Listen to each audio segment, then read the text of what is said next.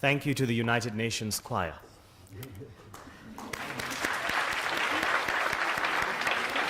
Sorry, please. Before we continue, if we could all please rise for a moment of silence in memory of Kofi Annan. Thank you.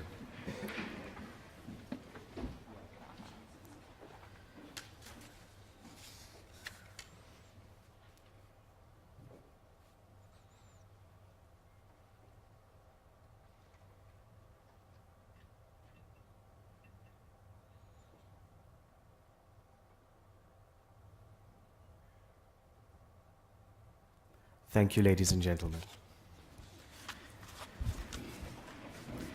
Before proceeding with the formalities, we're going to have the national anthem sung by the United Nations Choir. And if everybody could rise and please join us in song.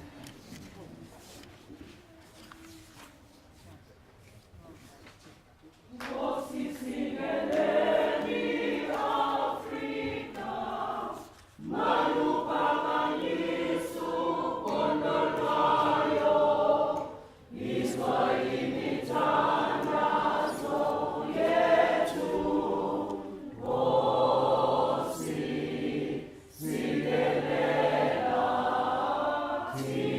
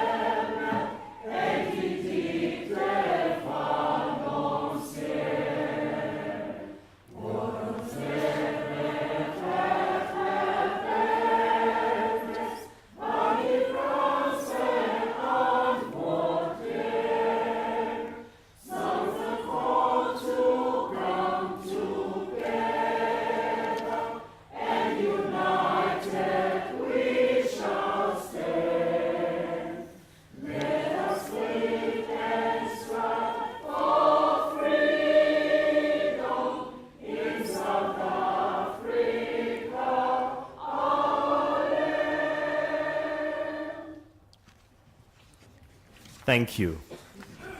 Thank you to the very recently launched United Nations Choir. This is not their full-time job, and I think you did a sterling effort. Thank you.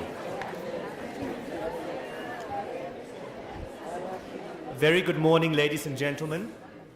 Welcome to this morning's memorial service. My name is Sudesh Reddy, the Communications Specialist at UNICEF South Africa. I'm also Vice Chair of the UN Communication Group, one of the many UN entities involved in this commemoration today. We have an illustrious panel of speakers this morning, so the tributes will be eloquent and fitting. So I'm not going to say very much. Just a few housekeeping rules. If I could please ask that cell phones be put on silent or switched off. And if I could just ask that we engage in this morning's memorial for a remarkable human being that Kofi Annan is. So we've had the UN choir here, and we hope that wherever he is, Aretha Franklin is serenading him. So I think, yes, we're here to remember and salute an extraordinary person. There's a great deal of pride that we feel in this country. Kofi Annan was claimed as ours by so many, by South Africa, by Africa, and of course, as a true internationalist that he was, by the world. Our first speaker for this morning, and we've had slight changes to the program, so there are minor edits to it, is Professor Makhanya, the Vice Chancellor of the University of South Africa, UNISA, with whom our Secretary General had a strong link. Professor Makhanya, thank you for hosting us this morning and for helping us put this together at very short notice. Thank you.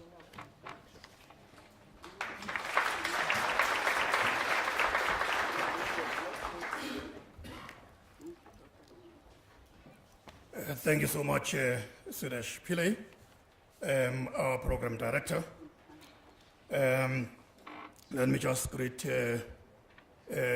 our Minister Nkosazana Dlamini Zuma, Minister in the Presidency, and I also want at this point to greet the Executive Director of UN Women, Ms. Phumzile Mlambo-Ngcuka, who also is the former Deputy President of our country, former UN High Commissioner for Human Rights, Judge Navi Pillay, CEO of the Nelson Mandela Foundation, Mr. Silo Hatang. I just want at this point to greet the Ghana High Commissioner to South Africa, His Excellency Ambassador Welile Nhlapo,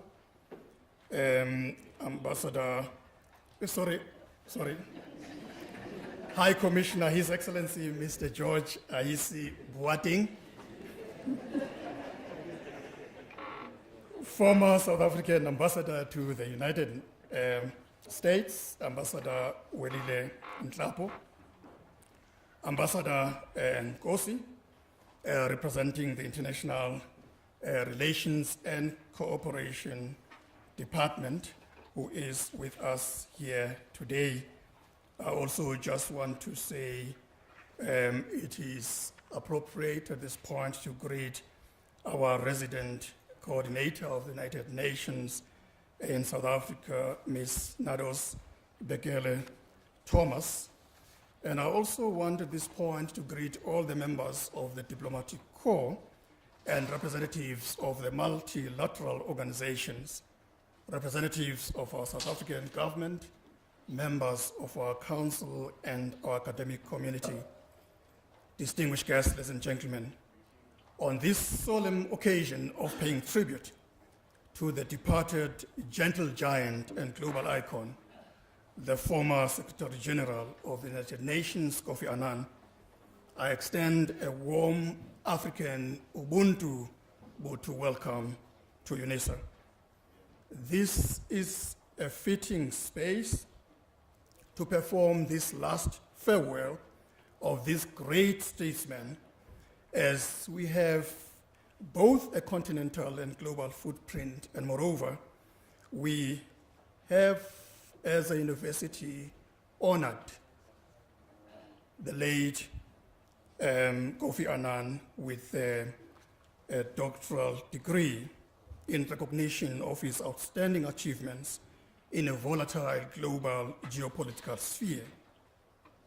UNISA welcomes the United Nations as this university has become your second home, given the many partnership programs that we've undertaken in our endeavor to shape the future in the service of humanity. We welcome the Ghanaian community members in attendance and acknowledge that you have given Africa and the world a trailblazer and eminent Africanist, that is in the name of the late Kwame Nkrumah. And you again never stopped there, but produced one of the finest, the most polished international statesman and torchbearer, Kofi Annan. Whilst you may claim Kofi Annan as your own, he belonged to the world. Hence, we proudly lay claim to him as one of our own, as he belonged to all of us in the world. This African elephant had risen in stature to the level where we could all still have a piece of him, as he touched every part of the world, both as the United Nations Secretary General and a global citizen committed to a humanitarian cause. We gather here and join our hands to salute you and bow our heads in great respect to the selfless contribution that you've made. When some people leave, when the ultimate arbiter of life decrees, they leave a vacancy, whereas the great, impactful trailblazers and pathfinders, such as this great African son, leaves his legacy that generations to come will benefit from. A wise man of great intellect, a generous, gentle soul, and a simple, unassuming, decent human being is gone. He was one of Africa's best ambassadors on a global stage, and for that, we salute him. It was only a few weeks ago, on 17 and 18 July, that I saw this great African attending the Mandela Memorial Lecture. Little did we know that he had come to say goodbye to all of us. Son of the world, go and tell Mandela that the quest for social justice is not yet achieved. Go and tell Martin Luther King Jr. that his dream of a better world is still facing raging storms across the world. Go and tell Kwame Nkrumah that the dream of African unity is not yet achieved. Go and tell Mother Teresa that the world still has people sleeping on the sidewalks, so the dream of eradicating poverty is not yet achieved.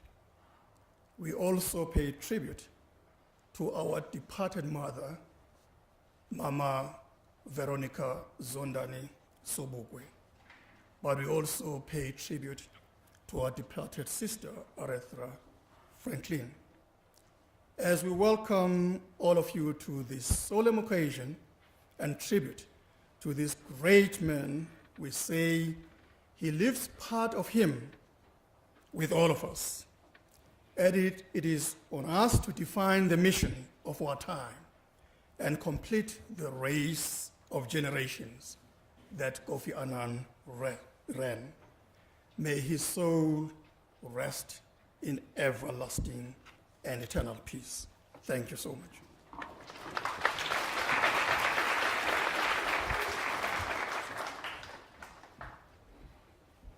Thank you, Professor Makanya, and for the unstinting support of UNISA for the United Nations mandate in South Africa.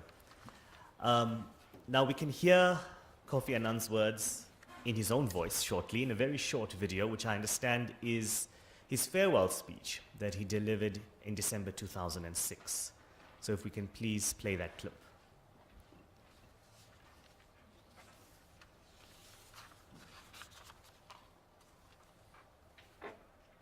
I'm not sure if anybody can see me there.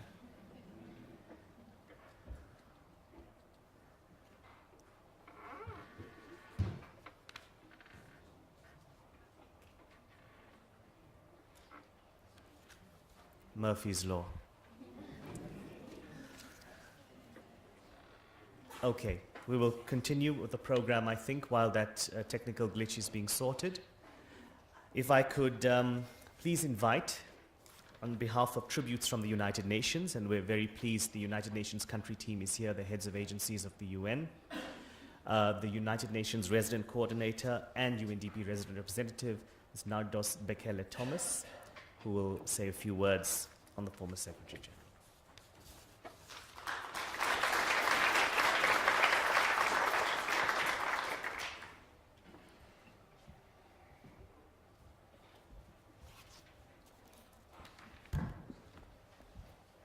Thank you very much, Program Director. Yeah, everything is okay. Thank you so much. The most distinguished Minister, my sister, Madam Nkosazana Dlamini Zuma, Minister in the Presidency, the Executive Director of UN Women, another sister, a mentor, Fumzile Mlambo Guka.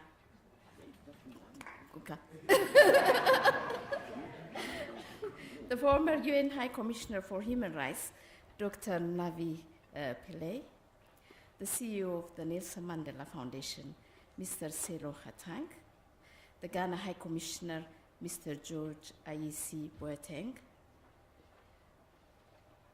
the Vice Chancellor of the University of South Africa, a good friend of the UN. And then I would say also I want to salute another friend who I knew from my old time, is the former Minister of Finance, Trevor Manuel. Welcome. And of course, I shouldn't forget the current and the present friend, a day-to-day, good friend is the DG DERCO, Ambassador Kosi Mzlosi. All ambassadors, friends of Dr. Kofi Annan from DERCO, former and current ones, all government representatives, diplomatic corps, ambassadors, high commissioners who are here, my colleagues from the United Nations family, all other protocols observed. Each one of you is distinguished friend of Kofi Annan, and you are most welcome. On behalf of the United Nations system in South Africa, kindly allow me to thank the leadership, first of all, of the University of South Africa for hosting us this morning. This is most appropriate because the former Secretary General of the United Nations, Dr. Kofi Annan, was bestowed an honorary doctorate by this very university. In a way, we have brought this memorial to one of Kofi Annan's homes in South Africa. Again, on behalf of all the UN country team and all staff members of the UN in South Africa, I would like to convey my most sincere gratitude to all of you for your presence at this service today. As the UN family in South Africa, we felt that it would have been a great injustice for us to sit by and not bring South Africa together at a time like this. Not only because a great African has fallen, but because Kofi Annan was such a great friend of this nation of South Africa. We gather here this morning as just a couple of hundred people, but I am sure that the collective feeling of sadness and loss permeates well beyond the confines of these four walls. I can confidently say that on the morning of 18th August 2018, the world was poorer with the sad news of Kofi's death. That morning, one of humanity's brightest lights was dimmed. The African brightest star was eclipsed. Personally, The news of his passing hit me a little harder because I did not just lose a global icon and champion for human rights and dignity, but I lost a big brother, a mentor, a friend. I consider myself as having been highly privileged to have walked my own life journey in very close proximity to this giant. Kofi Annan was a childhood friend to my late husband, and over my many years of marriage, he became a very good family friend as well. The relationship that my family had with him allows me to stand in front of you today and testify that the great warmth that he demonstrated towards humanity and the respect with which he dealt with the world's biggest challenges was equally the same warmth, respect, and love he had for those close to him. I think this was without doubt one of his greatest attributes, in that he did not have a public persona separate from the values he lived his own life by. Kofi Annan was a consistent character. The news of his death also came as a shock because only a few weeks ago, he was in South Africa as part of the Nelson Mandela Centenary celebrations. In his capacity as the chairperson of the elders, we had a great time reminiscing on days gone by. Even though I had noticed that he appeared a bit frail, I did not take it as anything more than our reality of aging, and had not imagined that a mere 4 weeks later we would receive the news of his passing. I reminded him of how he defended me about my height. One night in a social gathering, I remember, we were surrounded by taller men, and he found himself in the category of short ones. He looked around and he said, "You know, when God created human beings, he made some of us concise and concentrated."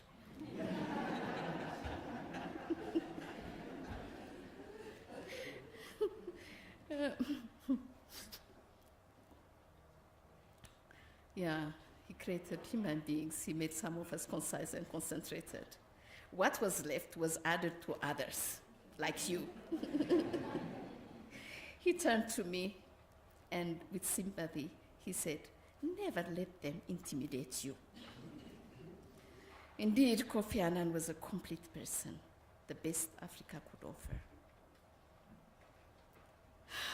We are here now, and as difficult as it is for all of us, we have to draw strength from each other, and I think today is part of that process of drawing strength to be able to take the next step, leaving his legacy.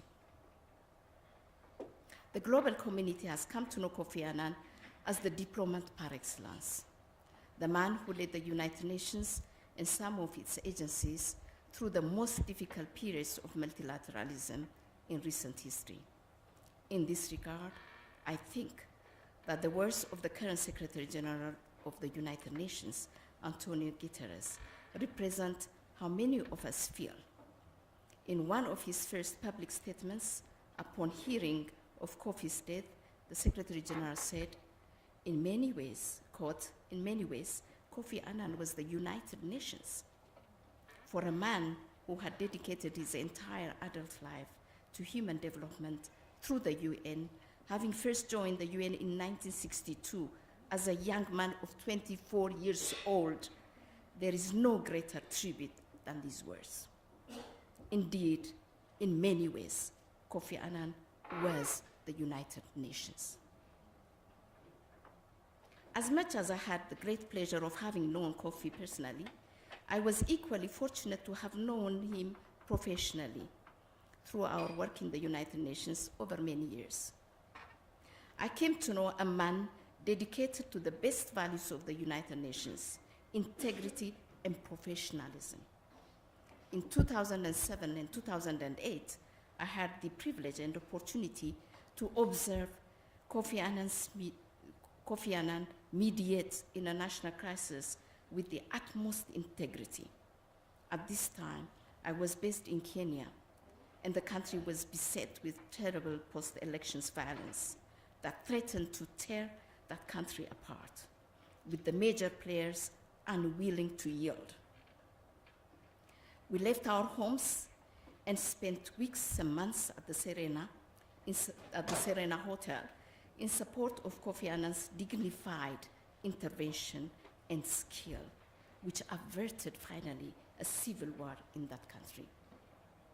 To this day, many Kenyans have a great deal of appreciation of Kofi Annan's role in ending the violence that followed those elections in 2007. In this regard, I read with some interest the words of Raila Odinga, the former Prime Minister, and who was in the opposition, and who is now in alliance with the current government. He said this upon hearing Kofi's death. He wrote, "In Kenya, quote unquote, in Kenya we retain fond memories of Dr. Annan as the man who stepped in and saved the country from collapse following the 2007-2008 post-election violence. Much remains to be done of the plan he proposed for the country as a roadmap to lasting peace and stability. And it is my hope that we could do it in his honor. More than any other UN Secretary General, Annan pushed the world to see the importance of human rights to peace, security, humanitarian affairs, economic and social development. His death is a major blow to the push for respect of human rights across the globe," unquote. It was his absolute dedication to human rights that earned him accolades like these across the world. I think the time he spent at the United Nations Commission for Human Rights and at the Department of Peacekeeping Operations exposed him to the worst kind of human atrocities and served to strengthen his resolve for a world underpinned by human rights for all. His passion for a better world was not only seen at the worst of times, such as in Kenyan experience of 2007, but could be observed in the joy he had in interacting with the most excluded sections of our society, in particular the poor. Sometime in 1995, in the aftermath of the genocide in Rwanda, I recall I was supporting the government of Uganda as a principal technical advisor on private sector development, and we had invited Kofi Annan as part of the work we were doing in creating and supporting youth and women enterprises. It was amazing to see the Secretary General of the United Nations interact with those women and children in the way that he always did, driven by a deep compassion and love for people. As I conclude, allow me to reflect on some of the major contributions Kofi made in the UN during his time as its Secretary General. The first must be the introduction and adoption of the Millennium Development Goals as a global development framework in 2000. True to the character of Kofi Annan, the 2000 report that led to the adoption of the MDGs at the Millennium Summit called to free our fellow men and women from the abject and dehumanizing poverty in which more than 1 billion then of them were confined, and to put people at the center of everything we do. This clarion call came to define the work of the United Nations and its agencies across the world, and as a result of the adoption, as you know, of the MDGs and their implementation within the 15-year period between 2000 and 2015. This was considered as the most progressive for human development, in particular in terms of reducing global poverty levels.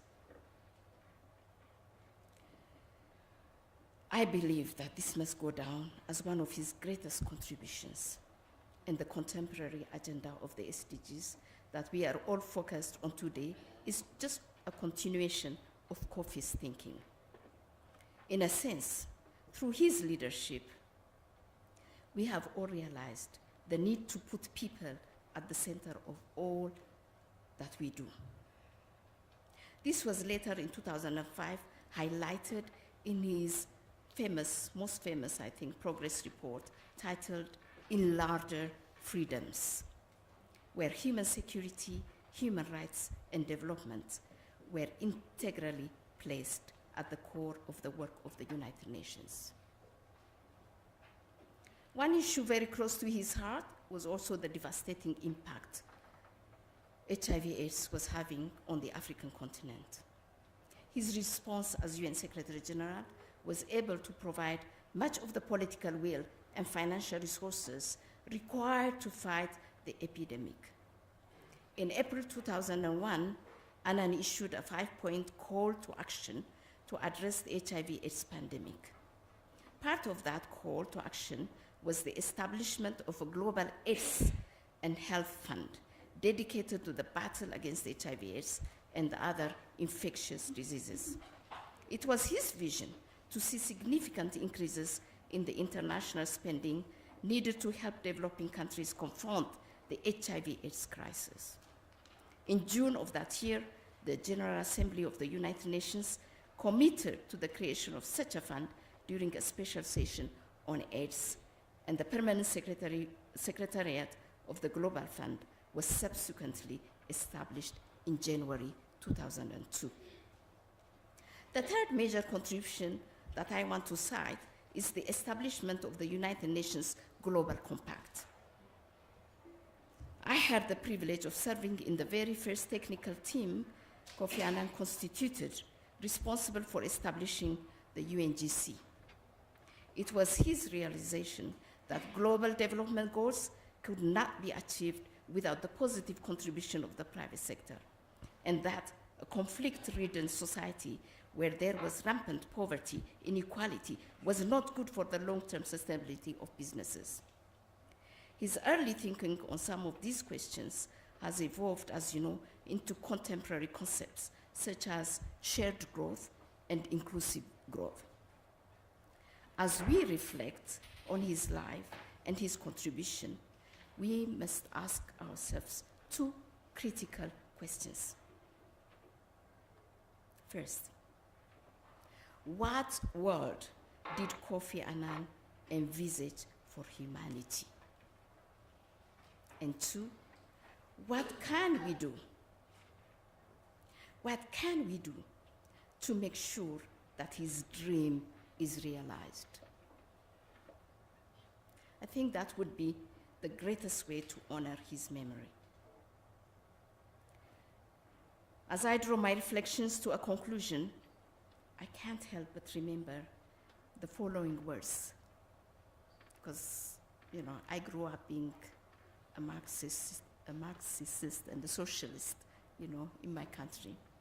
Karl Marx words, quote unquote, "The philosophers have only interpreted the world. In various ways, they have interpreted the world. The point, however, is to change it." Kofi belongs to that rare group among us who have dedicated their entire lives not to the interpretation of the world, but to changing it. He is a man for the ages. He will never be in the past, but in the current and in the future. We invite all of you to join us this morning in celebrating, not mourning, but celebrating the life of this African giant. I thank you.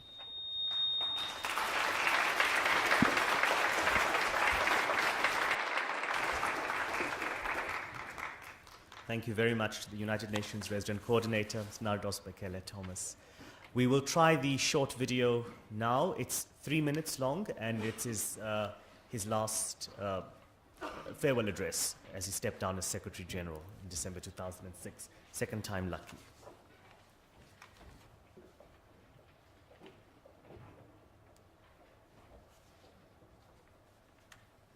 Dear friends and colleagues, saying goodbye is never easy. I have spent most of my life working with the United Nations. I feel it is my home. I can think of no other job in the world that would have been so rewarding. And I have met wonderful people along the way and made many friends around the world. It has been an extraordinary privilege to serve as Secretary General these last 10 years. I believe we can all feel proud of what we have done together in that time to address some of the world's most pressing challenges. Sometimes we have shared the exhilaration of success, such as winning the Nobel Peace Prize in 2001. At others, we have faced bitter trials, especially the tragic loss of 22 of our friends and colleagues in Baghdad in 2003. Without your support, I could not have achieved what I did or got through some very difficult times. And through it all, you, the staff, have maintained your professionalism and commitment and remained true to the spirit of the Charter and the principle of an independent international civil service. That principle remains central to the UN's mission, and I know you will continue to defend it. We now welcome a new Secretary General, who will bring fresh energy and new ideas to the task. I know that he will find in you, as I have, the most talented, dedicated, and conscientious staff that anyone could hope for. As we begin the next phase of our lives, Nan and I will still be with you in spirit. I have often said that you can take the man out of the UN, but you can't take the UN out of the man. Thank you once again, my dear friends and colleagues. I will count on you to carry on your indispensable work, and I wish you all success in the years ahead.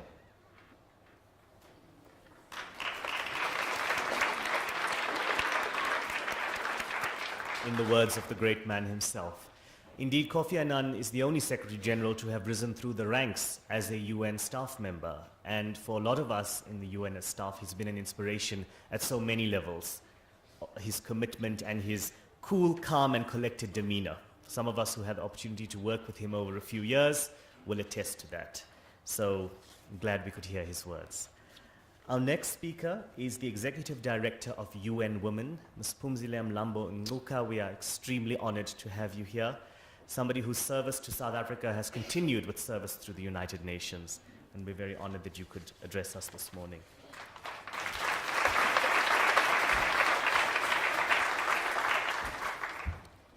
Thank you very much, Program Director. Minister in the Presidency for Planning, Monitoring and Evaluation, Dr. Nkosazana Dlamini Zuma, Vice Chancellor Makanya, UN Resident Coordinator Nado Spekel Thomas, and the UN colleagues present here, former UN High Commissioner for Human Rights, Judge Navi Pillay, Ghana High Commissioner Mr. George Aisi Boateng, CEO of the Nelson Mandela Foundation, Mr. Silo Hatang, Ambassador Ngosi of DIRCO, friends of Kofi Annan of the United Nations, and good South Africans. And of course, also our brothers and sisters from Ghana who are also here. We are gathered here to mourn the untimely death of Kofi Annan. We celebrate a life that made the difference in the lives of people all over the world. He is an iconic leader whose life is synonymous with that of service, peace, humanitarian, and development. As a peacekeeper, he knew all about giving one's life to make the world safer and better for the world's most vulnerable people. As United Nations Secretary General, he strengthened the peacekeeping system following the recommendations that ensured that the UN must structure itself in order to dramatically expand workload of increasingly complex and multidimensional missions. As a global leader, he knew the value of diplomacy. He led Indonesian acceptance of a popular consultation in East Timor in 1999, and the UN mission paving the way to the country's independence in 2002. I was fortunate to be at that celebration of independence in East Timor at that time as a delegation of the ANC, and he was phenomenal. He ensured a large peacekeeping force was assembled for Liberia, and he played a crucial role in ending that civil war, leading to democratic elections in Liberia in October 2005. And of course, we ended up with a female president in Liberia. He brokered peace in Kenya during the post-election violence in 2007, where he made sure that that country was able to find itself back on its feet. As the face of the United Nations, he represented the nations with fortitude and dignity, and with every setback he faced, he was able to face the challenges ahead and rise up again. He was loud in a soft-spoken manner, and he was heard in every corner of the world. Women heard him when he said, "Gender equality is more than a goal in itself. It is a precondition for meeting the challenges of reducing poverty, promoting sustainable development, and building good governance." He also said, there is no tool for development more effective than the empowerment of women. He also weighed in on the issue of violence against women, and he said, "Violence against women is perhaps the most shameful human rights violation, and it is perhaps the most pervasive human rights violation. It knows no boundaries or geographic, culture, or wealth. As long as it continues, we cannot claim to be making real progress towards equality, development, and peace." Under his leadership, here in South Africa, we hosted the World Summit on Sustainable Development in 2002. Minister Dlamini Zuma was Minister of Foreign Affairs. I remember him spending sleepless nights negotiating. In fact, I think there were 2 days, Minister, when you did not sleep because of the intensity of the negotiations. He had a vision and a passion for Africa, which saw him, and under his leadership, ensuring that the UN established the UN Office of the Special Advisor on Africa, which is now headed by Under-Secretary General Biens Gowanas, a seasoned product of SAPO, who distinguished herself at the AU as a Commissioner for Social Affairs. His last big events were in our region in South Africa and Zimbabwe. He walked with the elders, with Mama Gracia, even though he was not in the best of health. He honored Madiba's 100-year celebration. At a side event, during that celebration, he patiently and enthusiastically engaged with young people, and he even obliged them when they asked him to stay with them a little longer instead of rushing to his next engagement with even more important people. And that was the caliber of the man. He led the team of elders in Zimbabwe calling for peace during the recent elections. He worked for this continent until his last weeks and his last days.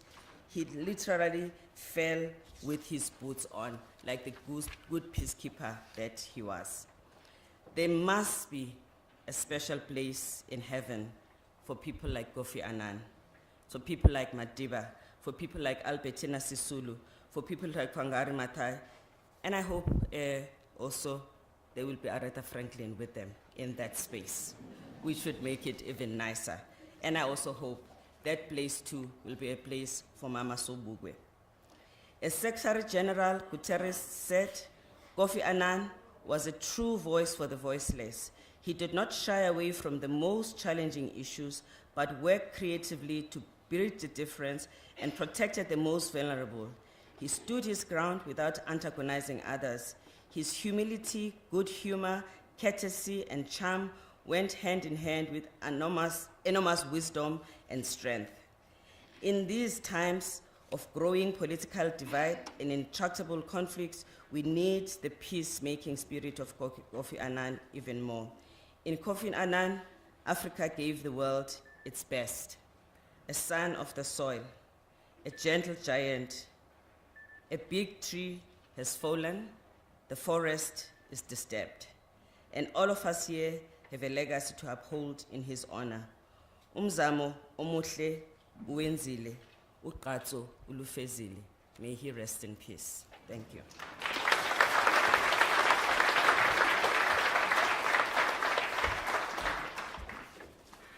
Thank you very much, Executive Director Phumzile Mlambo Nzuka, for also giving us an overview of the immense contribution that Kofi Annan made. Ladies and gentlemen, 10 days ago, we also said farewell to the former director of the UN Information Center, Ms. Hannah Yilma, who retired in South Africa, having directed the UN Information Center here and lived here for the past 18 years. So we also say farewell to her. And Hannah was associate spokesperson in the office of Kofi Annan. And she would quote him regularly, reminding us that the United Nations may sometimes be flawed, but it is a necessary institution. And I think Kofi Annan himself said it in a Hard Talk interview just a few months ago on BBC, when he said, if the United Nations did not exist, it would have to be invented. So on that note, I would also like to call our next speaker, Judge Navi Pillay. Is the former United Nations High Commissioner for Human Rights, and like our former speaker, is a child of South Africa, and we're very delighted to have you here. Thank you very much.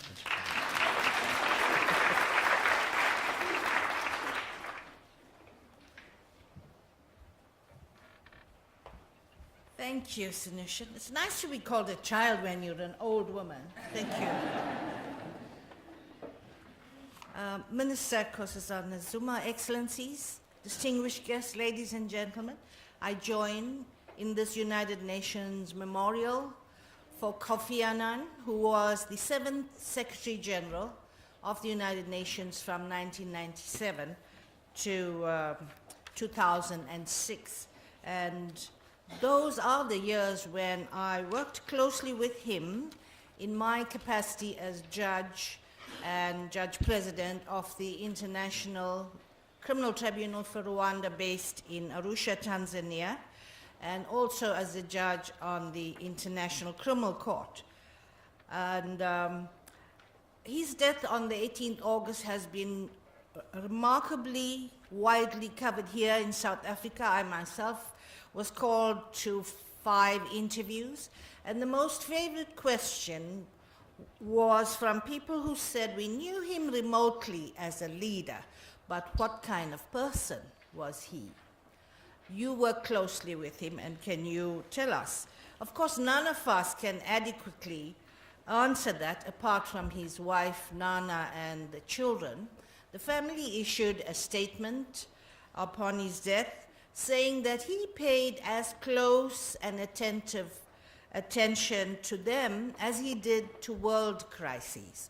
And the fact that they shared him with the world did not make them poorer for it. But those of us who worked with him at the UN know him as the leader who was always caring and attentive and a good listener.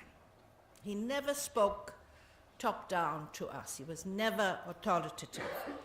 He was a man of utmost integrity and great vision. Of course, apart from lacking height, he was soft-spoken. He had that unique gravel voice, but he was able to use that voice to command many of us. So in one of my last interactions was at a dinner that he hosted in his home in Geneva. And at that time, the boiling issue was the conflict in Syria. And Kofi Annan, as you know, was appointed to head that commission to try to broker peace.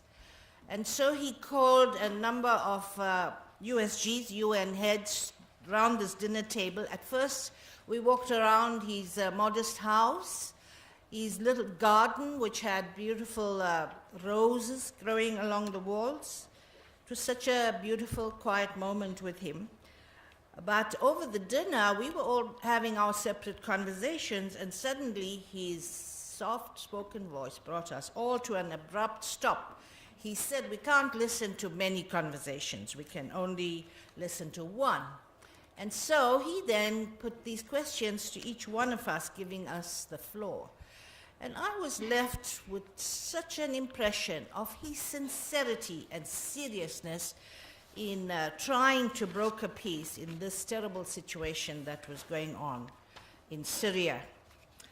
And there he was, just like he conducted the meetings, even the dinner table, he directed the conversation. It reminded me of what he once said to me, that even as Secretary General, he always followed the advice of his colleagues and advisors.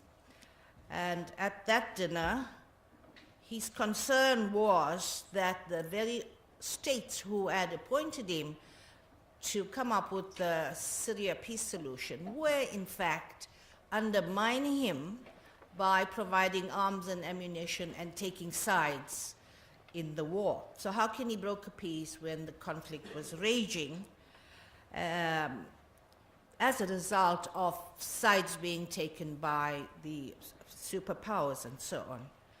And as you know, he then resigned from that commission, and he felt that he was being set up for failure. Now, Kofi Annan is never a man who resigns from any responsibility. I felt then that he was really driven to a point where he felt he was being set up for failure. It was not an easy decision for him. I had the privilege of seeing him on a number of occasions during his retirement in Geneva. And on one occasion, we met over lunch at a lakeside restaurant, and people soon spotted him and started taking pictures. And he pretended not to notice them. And he quietly chuckled to me. He said, "These tourists must have recognized us and are now taking pictures." So he was so quietly pleased about that. So you see what I mean? He was neither arrogant with self-importance, nor was he blasé with indifference. He cared that people had recognized him. And of course they were recognizing him because of his work. The UN has come a long way since it was established 73 years ago by sovereign states to resolve their interstate disputes. From that, it has advanced resoundingly from a state-centered system of traditional international law into a norm-based institution of standards, values, and principles.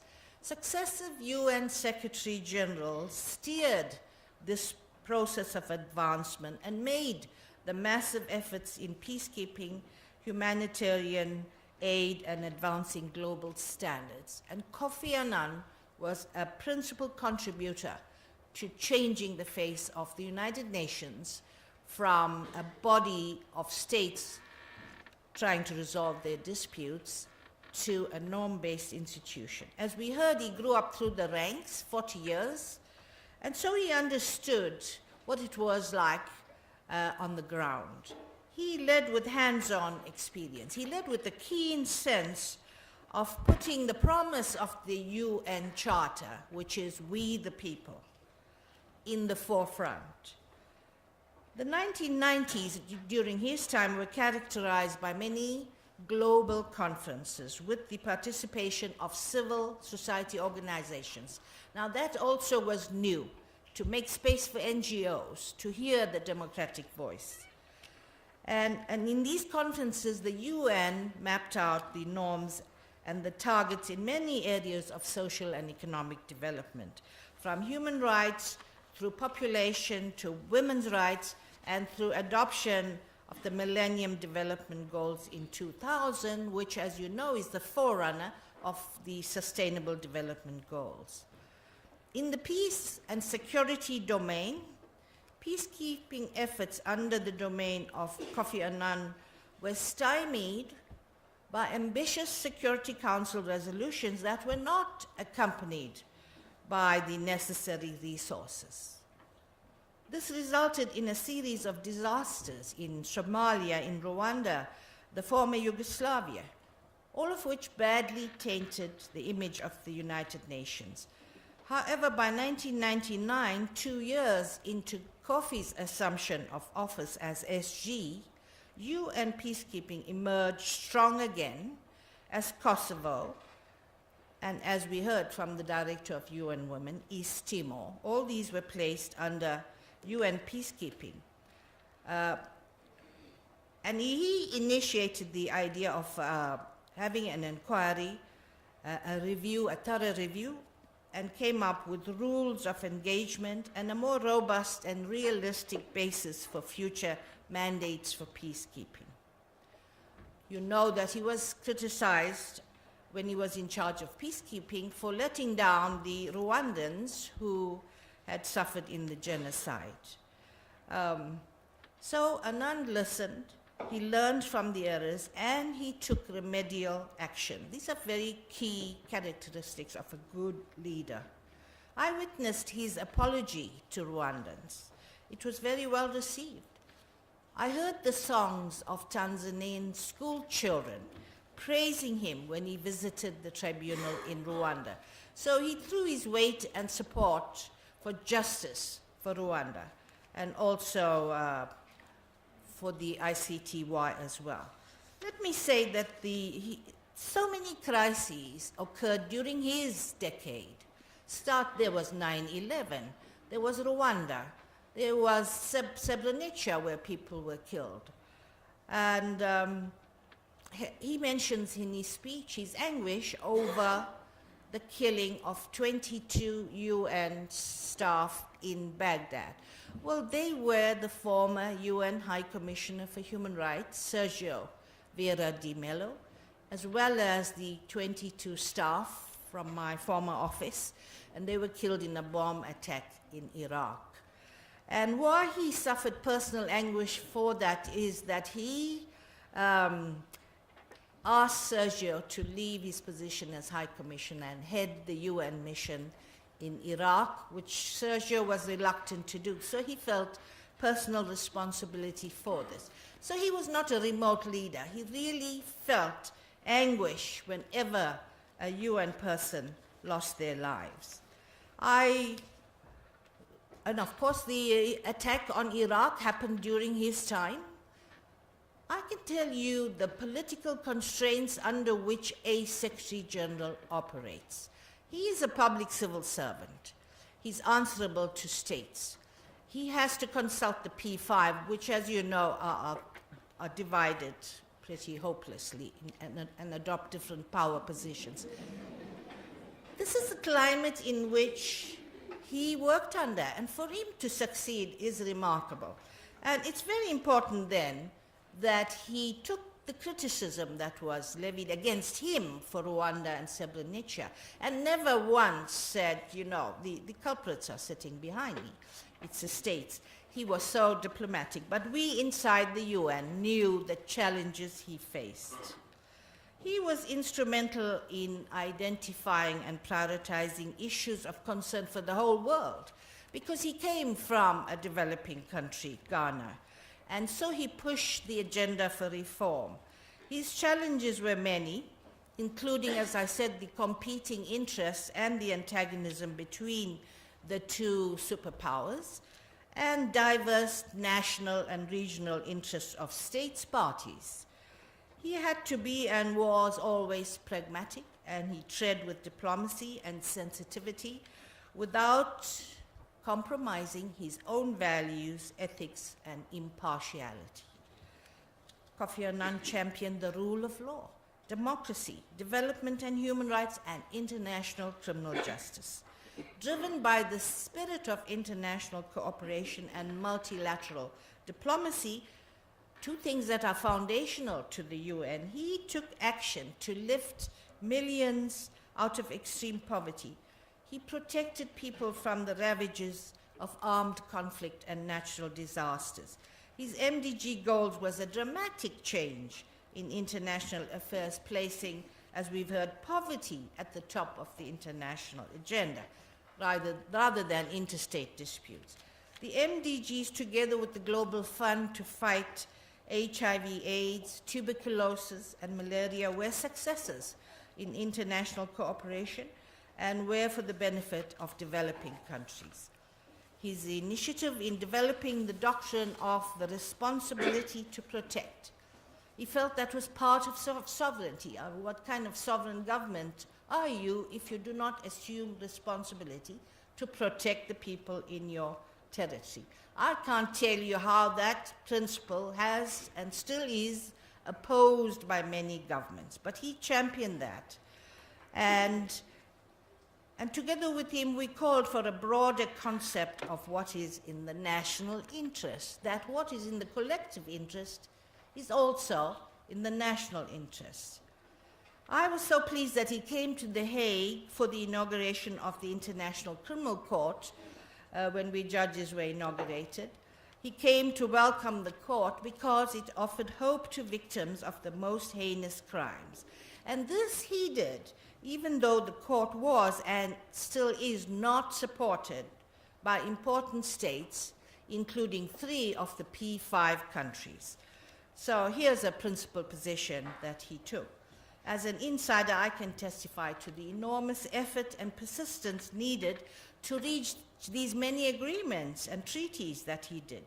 It literally entailed the shedding of blood and tears over every agonizing word in those documents.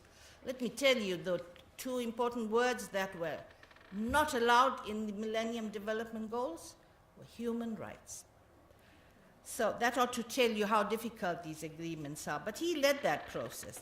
I would say credit goes largely to Annan for his leadership, but you know what? He generously credits his staff. And let me quote him. Many of these achievements are due to the courageous and resourceful staff of the organization who dedicate themselves to humanitarian principles and who work tirelessly in the most dangerous and desperate places on earth where they are needed most. So true to character, he passes the credit to those who've done the work. His most famously quoted remark best describes a man and his work. He said, "Healthy and sustainable societies are based on 3 pillars: peace and security, sustainable development and the rule of law, and respect for human rights. There can be no long-term security without development. There can be no long-term development without security, and no society can long remain prosperous without the rule of law and respect for human rights." So these are very, very often quoted. On August 15th, just 3 days before his demise, Kofi Annan launched his Road to Peace 2017 by issuing his foundation's annual report that he had been working on for some time. Now, the true optimist that he was, he concludes with hope for the future. And he says that global crises can be resolved because we now have the tools and the experience. However, what we need, he said, is far-sighted leadership and political will. So until the end, he was a man for the people and a man of the people, a man of hope. Thank you.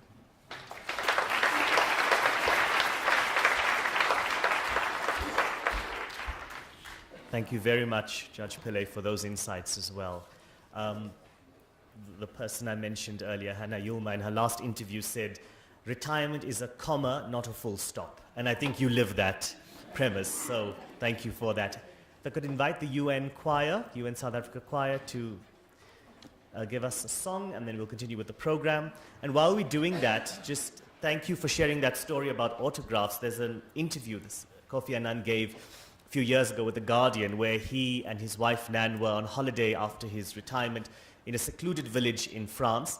And he was very happy to be anonymous until a group of tourists started taking his photos, and he thought, my cover's blown. They insisted that they were thrilled to meet Morgan Freeman. And he then, being the polite and obliging self, then signed Morgan Freeman in their books and then told the Guardian reporter, so when people say he needs no introduction, they should think about that. So we could ask the UN choir.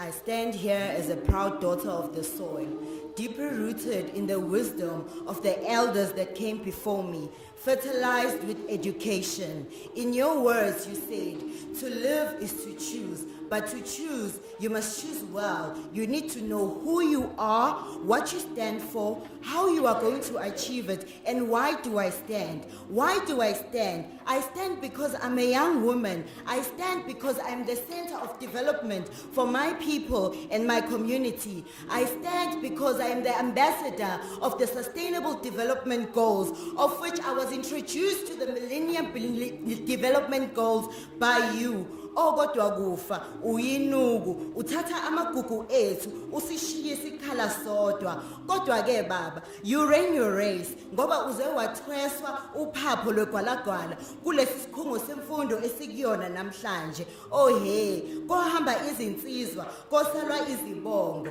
ulale ngoxolo baba. May your soul rest in peace.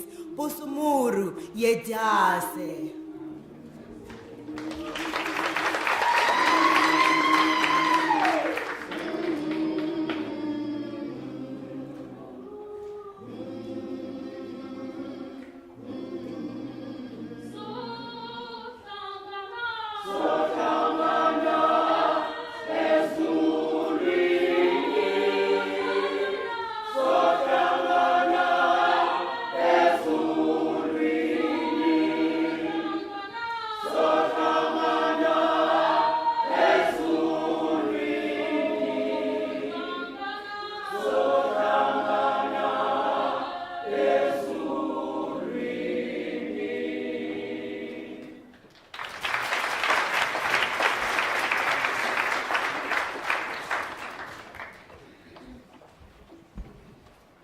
Thank you very much to the United Nations Choir for that beautiful rendition of Senzenina. Our next speaker is Selo Hatang, the Chief Executive of the Nelson Mandela Foundation. And it's fitting that in your poem you talked about the elders, and that's what Selo Hatang is going to speak about, the indispensable role that Kofi Annan played in this remarkable group of individuals. Thank you very much, and thank you very much particularly to the newly formed UN choir. You know, Ambassador Nhlapa, they were saying, I wonder how new is new. Because knowing the UN, it might be that with their history, it's a 100-year-old choir, but they're just modest. Thank you very much again for this opportunity. Minister Nkosazana Dlamini Zuma, the Vice Chancellor, Excellencies, ladies and gentlemen. I'm honored today to say a few words about Ntate Kofi Annan on behalf of the trustees and staff of the Nelson Mandela Foundation. We were devastated to hear of his passing. Having hosted him just a few weeks ago and experienced again his winning combination of dry humor and graciousness. So I went to him, Minister, and I said to him, well, you know, Ntate Annan, you must be relieved that you, in your time, you at least could get a letter on foreign policy by a particular country, or that a country is about to declare war on another country, and these days it's done through Twitter. So, in true style of Ntate Annan, he just looked at me and he smiled and he said, yeah. Now, I wonder wherever he is now, he must be looking down and saying, Hatan, you thought it was a joke. Meanwhile, Twitter will hit your rand a few weeks later. Twitter continues to do this, and we're hoping that those fingers will slow down in destroying countries and ensuring that we have responsible leadership. He was also, in the same conversation, really worried about Zimbabwe. And that's why I think in his honor, we must build Zimbabwe of his dreams, which is at peace with herself and also helping her people develop. Ntate Annan was a friend of ours. The foundation got to know him during Nelson Mandela's participation in the Burundi peace process. In 2007, he accepted our invitation to deliver the 5th Nelson Mandela Annual Lecture. Later, he became part of the Elders Initiative together with Madiba, Mrs. Graça Machel, and Archbishop Tutu. Just recently, as I'm sure everyone here will remember, he was our honored guest at the 16th Nelson Mandela Annual Lecture delivered by President Barack Obama. Ntate Annan was our friend. We will miss him. Our condolences go out to all who knew him well, especially his wife, Nane, and their children, Ama, Kojo, and Nina. Our thoughts have been with you throughout this week. We want to say your loss is not just yours, but ours too. I must, of course, say a few words about the close relationship that Ntate Annan enjoyed over the years with Madiba. In the foreword he wrote to Madiba's book, Mandela, the authorized portrait, Ntate Annan wrote, I quote, "Throughout the years of our friendship, Nelson Mandela has been a source of support and inspiration to me, both personally and as Secretary General." And in the same text, he recalled a speech Madiba gave to the UN General Assembly in 1998, and I quote, "We had been chatting in a private room beforehand, and as ever, he was making everyone around him feel completely relaxed, and through his unique mix of humor, warmth, informality, and dignity." Close quote. Speaking of Ntate Annan in 2002, Madiba called him a courageous leader. He says, "Your vision and ability to link the well-being of children and the security of international community is a source of inspiration." Privately, Madiba called him boss, a teasing reference to his decade-long tenure as Secretary General of the United Nations and supposed authority over heads of state. The two leaders got to know each other initially in the 1990s and developed profound mutual respect as they worked together on numerous projects and interventions. They shared a grief and a sense of not having done enough to prevent the Rwandan genocide. They worked closely together on the Burundi peace process. They shared a passion for combating the scourge of HIV/AIDS globally, but especially in Africa. I could go on and on. Kofi Annan was a great leader, a special human being. Like Madiba, he made mistakes. Like all bosses, Frequently, he found that he couldn't transcend the limitations of the organization he headed. Systems which were resilient to change, but took personal responsibility for those mistakes. But he never stopped trying. He never stopped working. He never stopped walking, even when his feet wanted to collapse and give in under him. And he never stopped believing in the world of his dreams. We have no doubt that his legacy will long survive him. In his honor, let's build Zimbabwe. Let's build Burundi. Let's build every corner of this continent that cares about the vulnerable, the forgotten, the discarded. May no child ever know that they have no place because he wanted to create that space and that place for the child. I want to say to you, Mtate Kofi Annan, as you get to the other side and you meet the ancestor of hope, as Bishop Mpumlwana called Madiba, you meet the ancestor of active citizenship, as the same bishop called Mema Dikizela Mandela. May you tell them that we will continue to fight the battle and defend your dream of an Africa that cares about its most vulnerable. We want to say to you, we know that you will be accompanied by two accomplished women. One, Aretha Franklin, who will do what this choir was doing just now. And on the other side, you will be accompanied by Mme Sobukwe.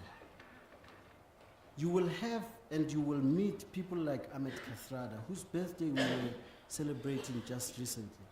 And we know that you will tell them that a country of their dreams will be built, and that you tried your best to be a bridge-building ancestor. Robala kakahiso ntwa welwele. Thank you.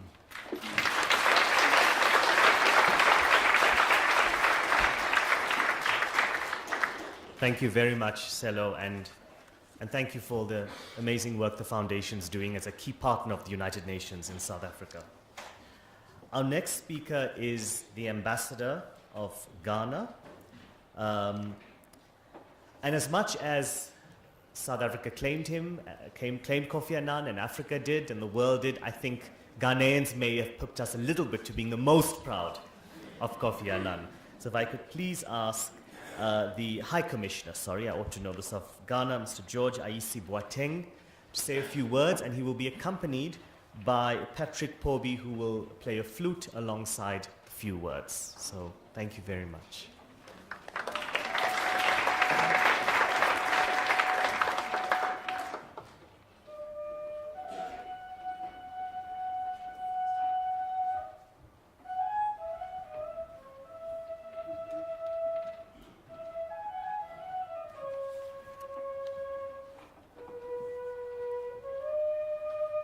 Can you please rise up? Can you please? As a tradition.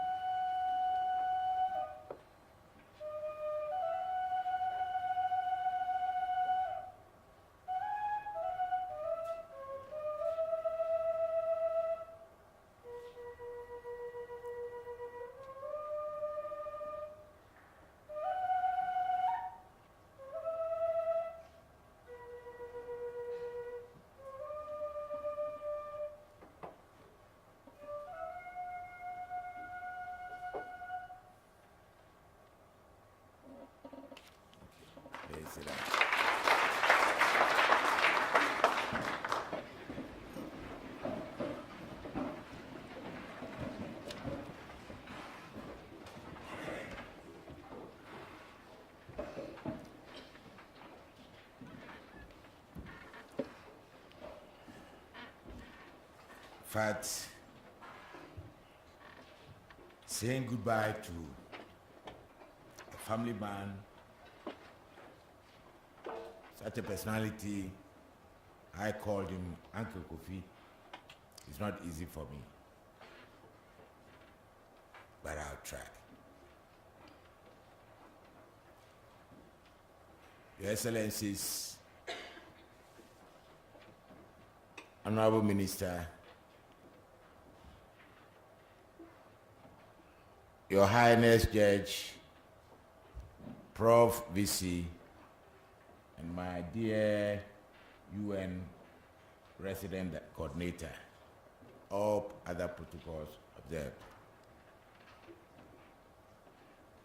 It's with heaviness of a heart I make these remarks on behalf of the President of the Republic of Ghana, His Excellency Nana Addo Dankwa Akufo-Addo, and the good people of the Republic of Ghana, at this memorial service in honor of my own uncle, Kofi Annan.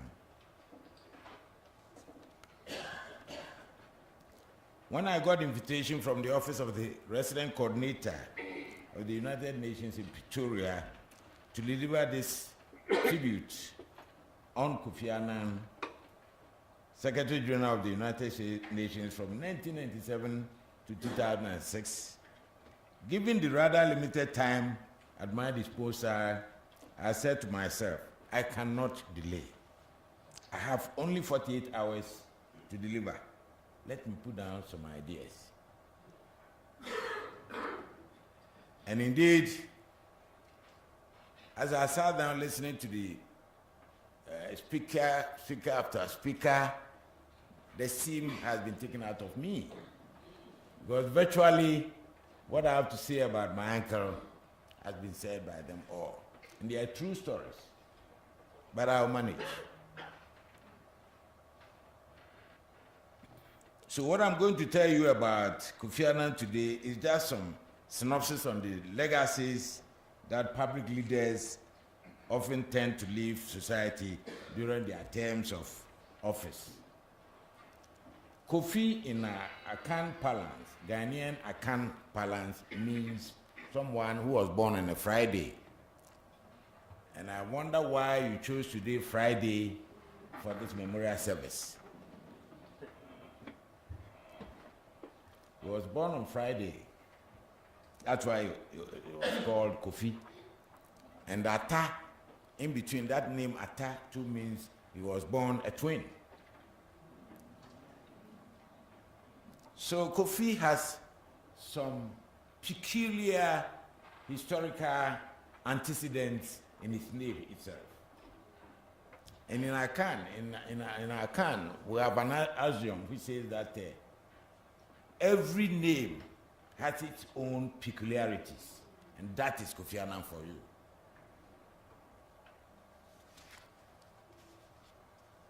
Let's me remind you that Kofi Annan joined the UN in 1962. And one cannot do justice to this international icon by just looking at his accomplishment over this 56-year period. So when I got here this morning, I was telling the resident coordinator, he said, "You give me 10 minutes to speak about Kofi Annan." I beg to differ. He has a tall list of achievements that if I should eulogize on Kofi, it should be a whole day or more. But I'll try to limit myself to the time given to me and make do the subject about Kofi Annan. Kofi was born, the records show that he was born in 1938 in Kumasi. Kumasi is the second capital city of Ghana, those who don't know Ghana. And it is the administrative capital of the Ashanti Kingdom. And that is where I live.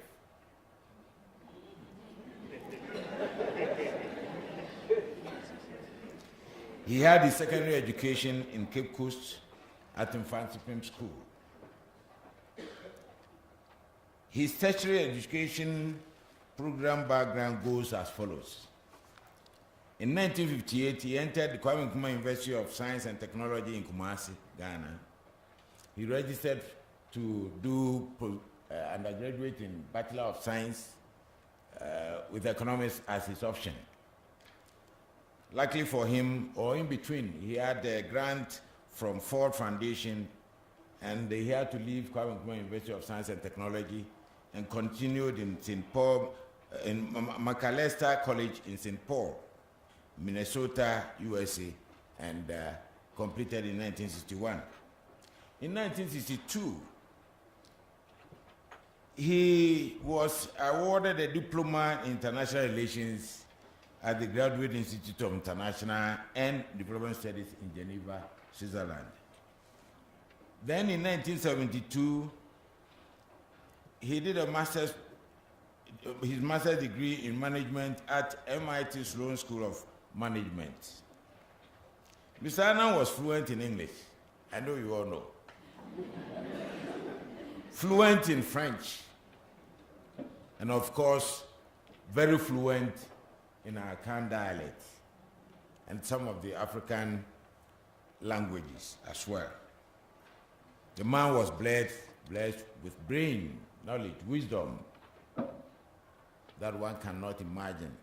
But from his name, Kofi Annan, that is how you saw him as he is. As Secretary General of the UN, it needs a man who has the brain and the courage to steer its affair.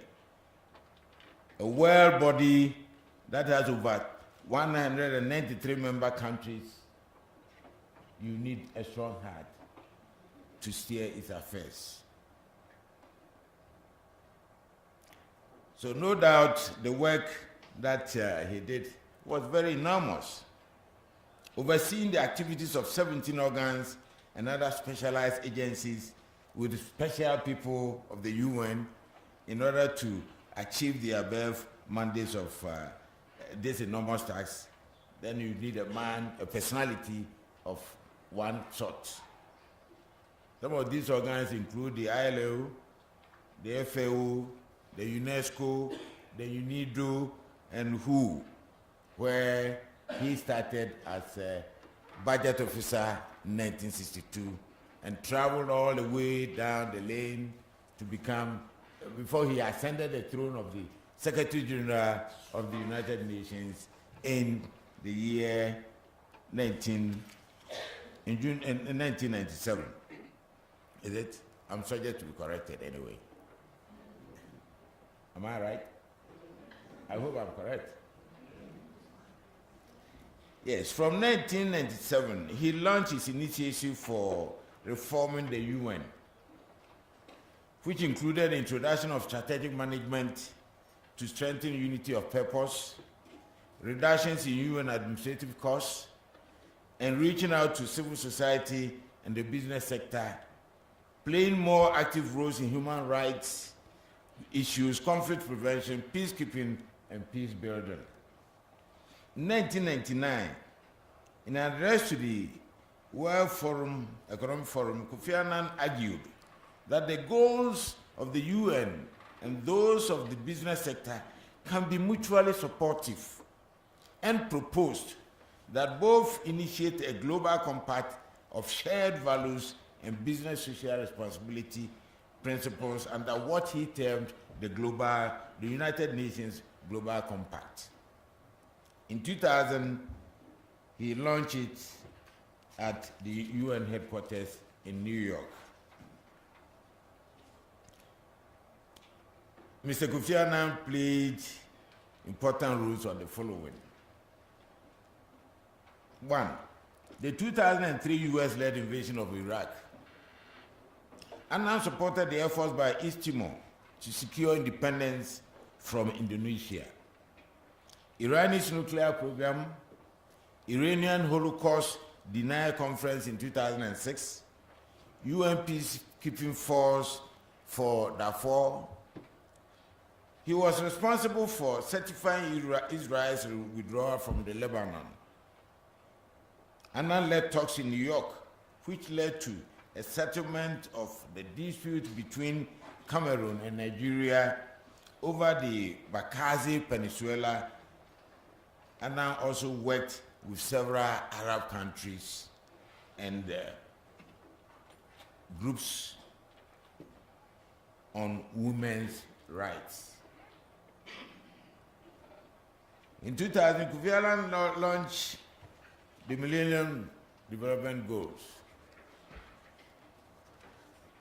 The Nobel Committee decided that the Peace Prize was to be divided between the UN and Kofi Annan in 2001. So they were both awarded the Nobel Peace Prize for their work for a better organized and more peaceful world. The oil for food issue.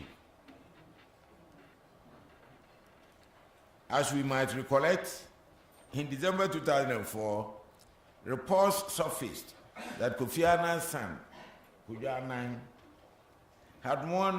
had collected money from a Swiss company which had won. I told you.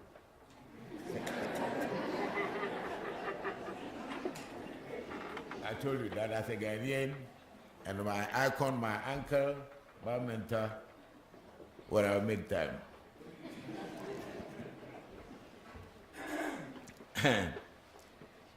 Yes, in 2004, there was an issue involving Uncle Kofi's son, Kofi Annan, that he had received some money from a Swiss company which had won this contract on this oil for food.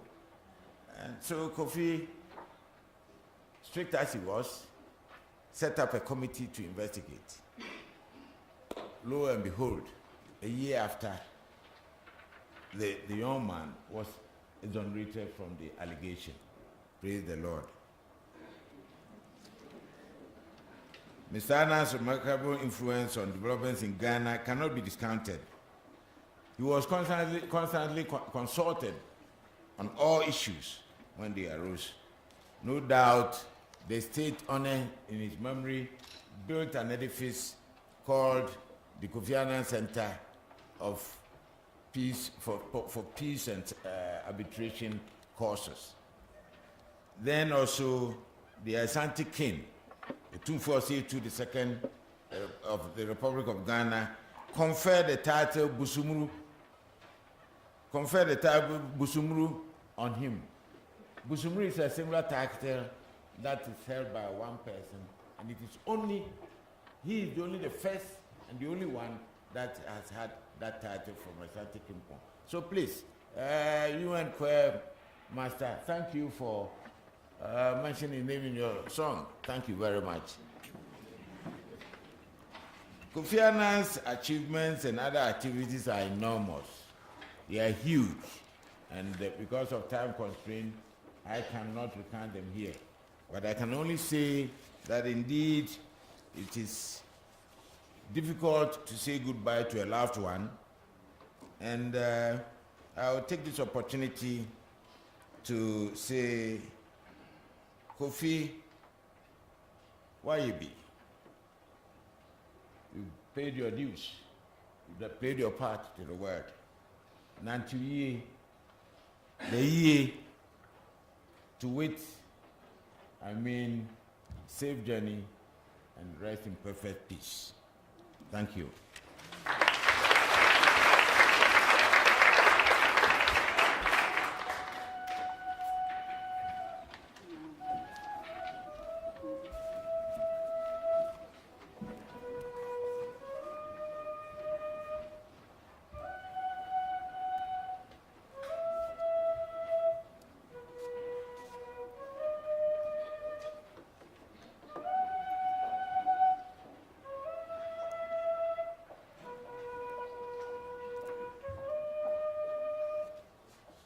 Thank you very much. Thank you, High Commissioner Ayusi Boateng.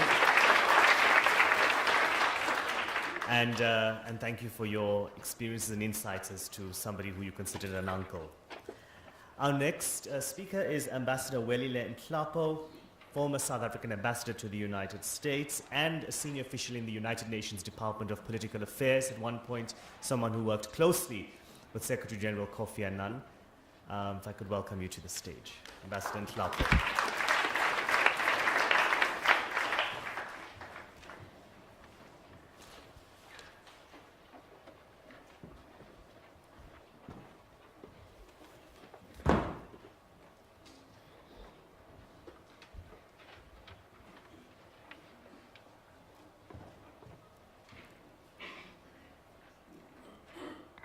Thank you very much, Sudesh, Program Director.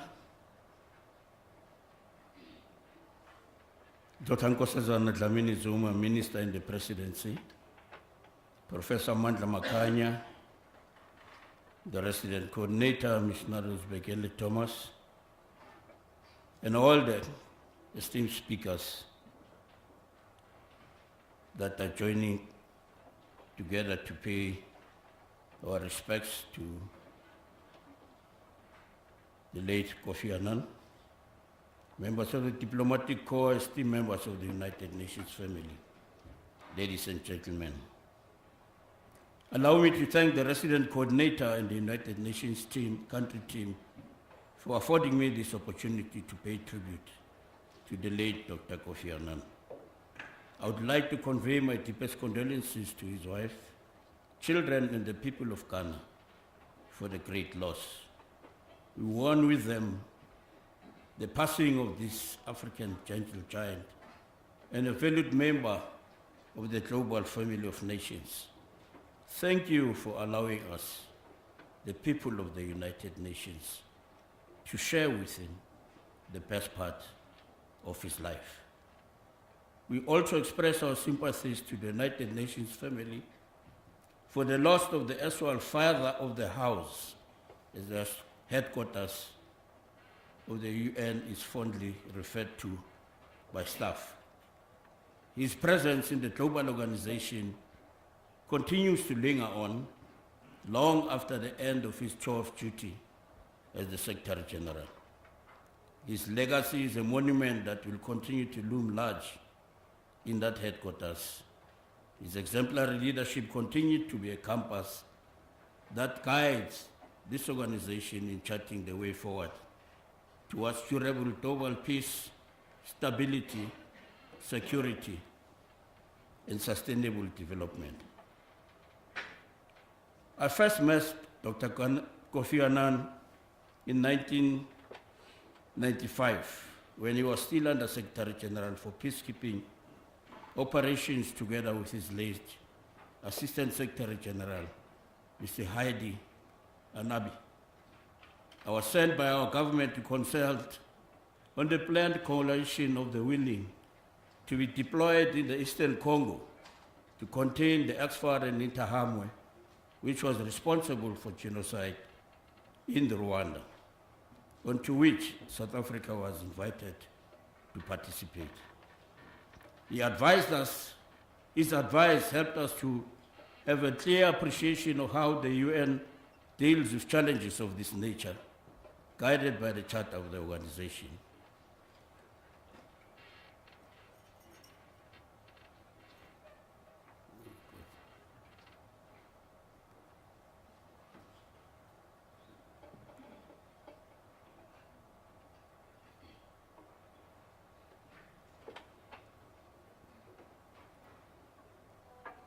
This technology is creating headaches. Guided by the Charter of the United Nations organization, our first and lasting impression was of a selfless African committed to peace in the continent and his profound understanding of the United Nations system. He was versatile and embraced innovation in handling matters relating to peaceful resolution of conflicts. In a rare collaboration with Nelson Mandela and with the cooperation of the Libyan government, they devised the option to resolve the Lockerbie issue between the United States, France, the United Kingdom, and Libya. The impasse had already led to US strikes against Muammar Gaddafi in Tripoli in which some members of his family were killed. Kofi Annan personally escorted the named suspects to The Hague to stand trial, a first for a United Nations Secretary General.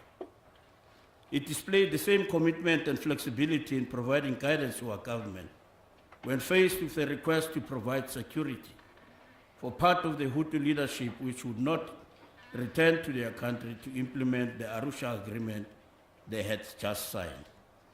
Their main problem was a Tutsi-dominated army which they did not trust to guarantee their security. He clearly understood our difficulty in accepting his advice to engage private security companies to provide the protection.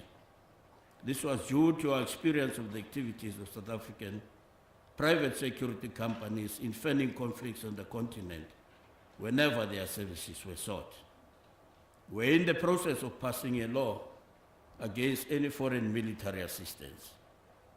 It gave us the basis to deploy our military elements to provide such security as provided by Burundi.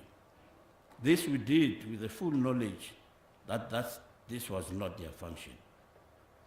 This was again another first.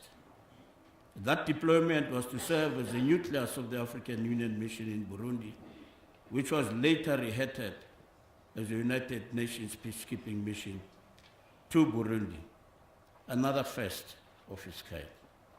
When the African mission in Darfur was faced with a funding challenge, it devised a solution through advancing for a hybrid mission which was jointly managed by the African Union and the United Nations.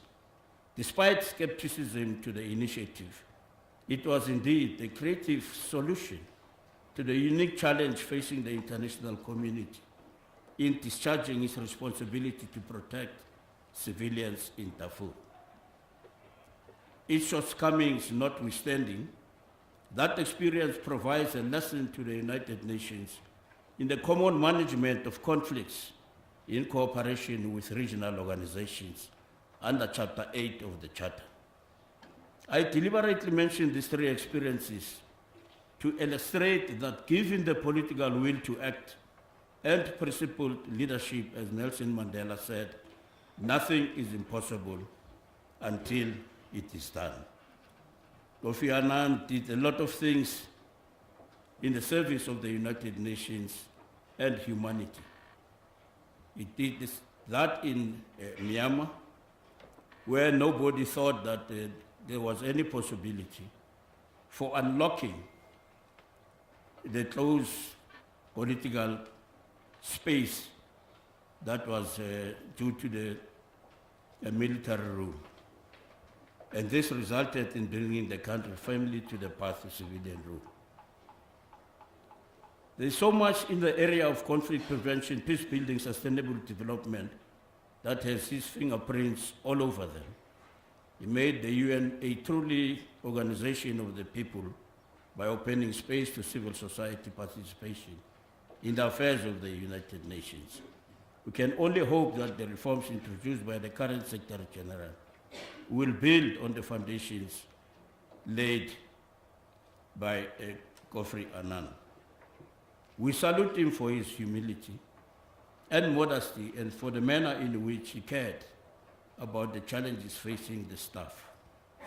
He assisted them whenever it was necessary and would occasionally join them in the canteen queues to have his meals there, sometimes without his security detail. I want to end by thanking him for affording me the opportunity to serve as a peacekeeper and political manager, both in the field in Burundi and at the headquarters in New York. I owe my growth as a rounded diplomat also to the lessons I've learned under his leadership. I thank you.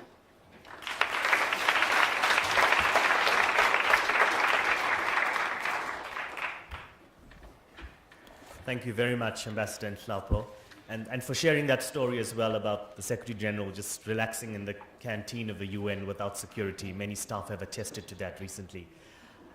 As we call on our second last speaker, Ambassador Mxolisi Nkosi, to address us, the UN choir will hum from where they're seated.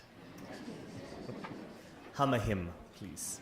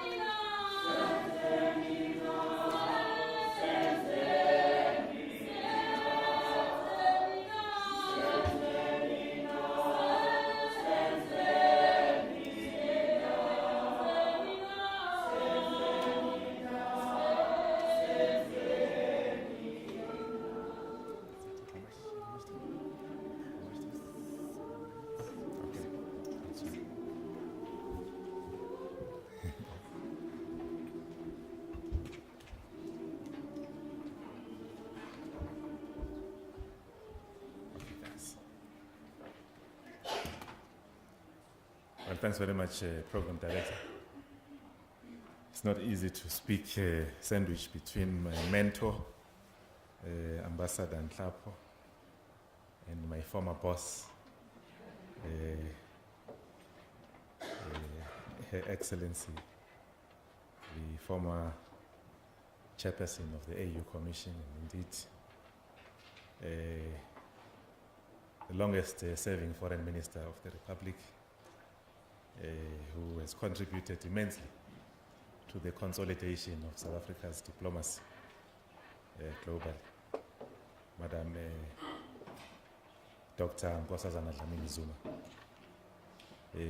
Program Director, Your Excellency, former Deputy President of the Republic and Executive Director of UN Women, Honorable Minister in the Presidency, Dr. Nkosazana Dlamini-Zuma, Your Excellency, former High Commissioner for Human Rights,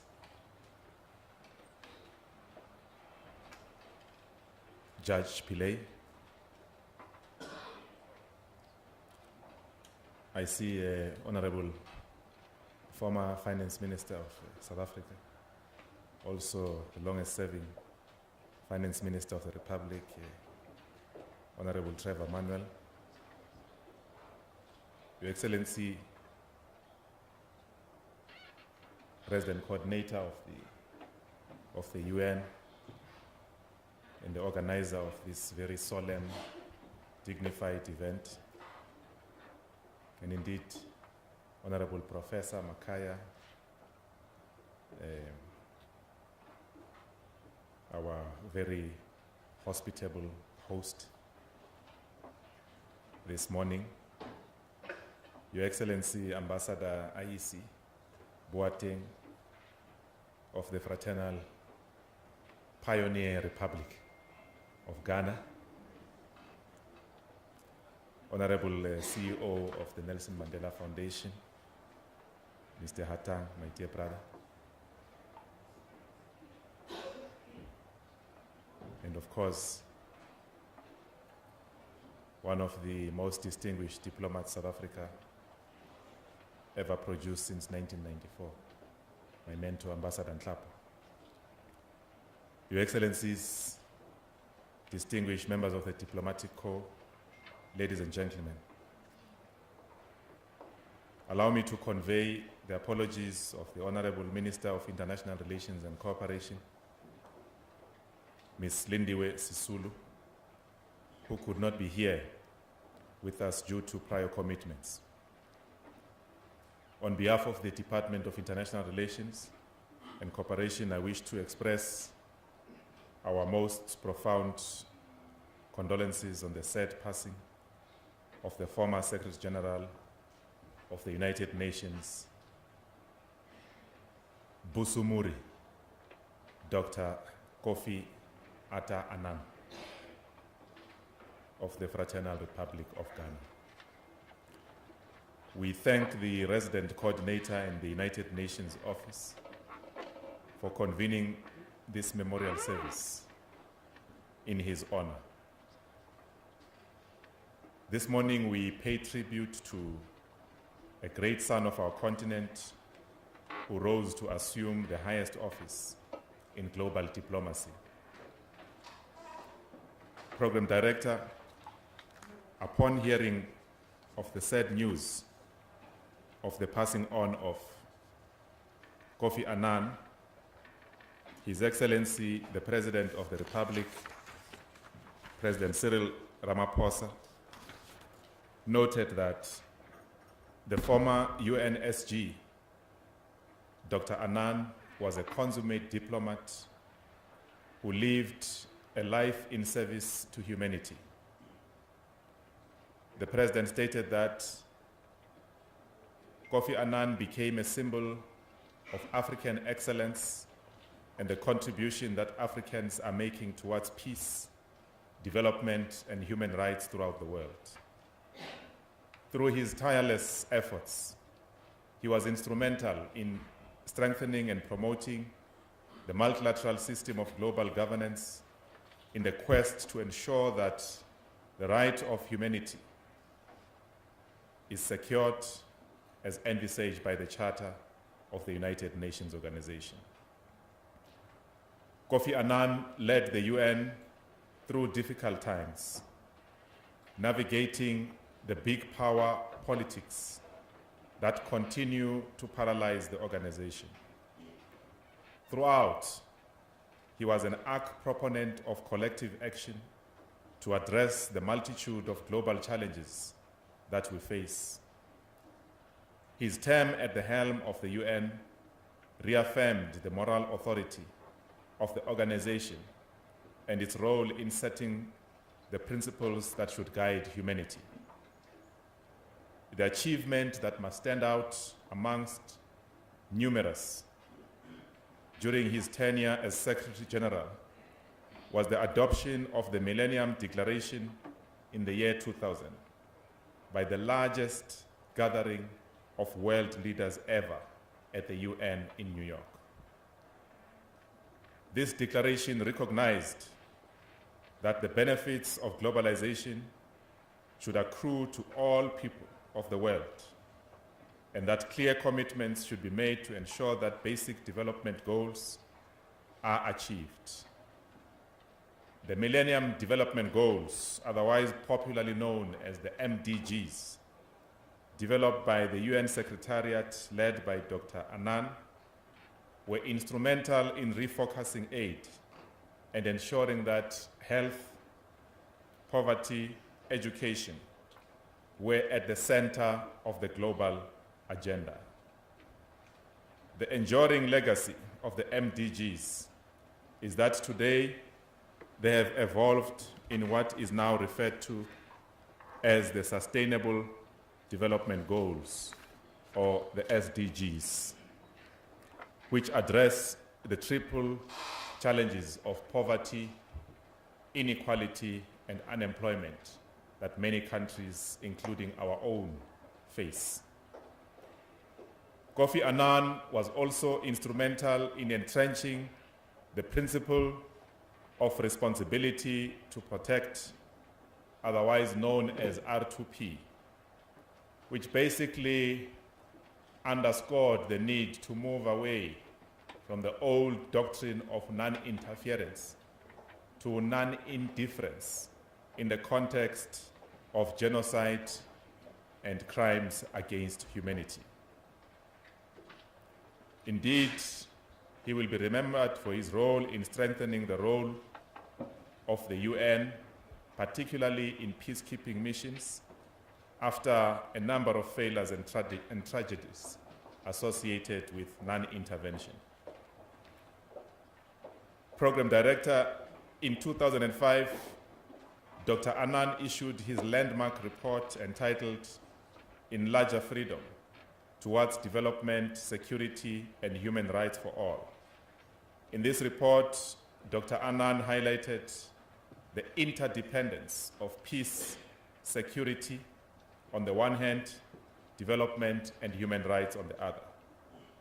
He noted that in an area of global interdependence, the glue of common interests, if properly perceived, should bind all states together in this cause, as should the impulses of our common humanity.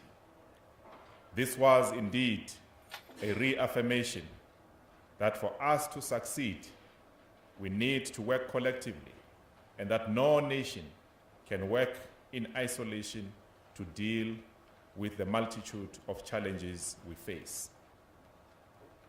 These words ring truer today than ever before, as multilateralism is under severe threat by rising nationalist sentiments and growing unilateralism.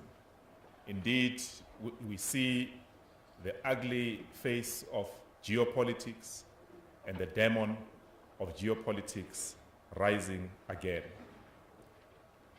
This necessitates us to entrench the centrality of collective action as espoused by Kofi Annan, and to strengthening institutions of global governance, such as the UN, to deal with the contemporary challenges such as climate change, migration, indeed global trade, as we see increased measures that are taken, which are leading to what many characterize now as a trade war, and also to address the peace, security, and development challenges that the world faces.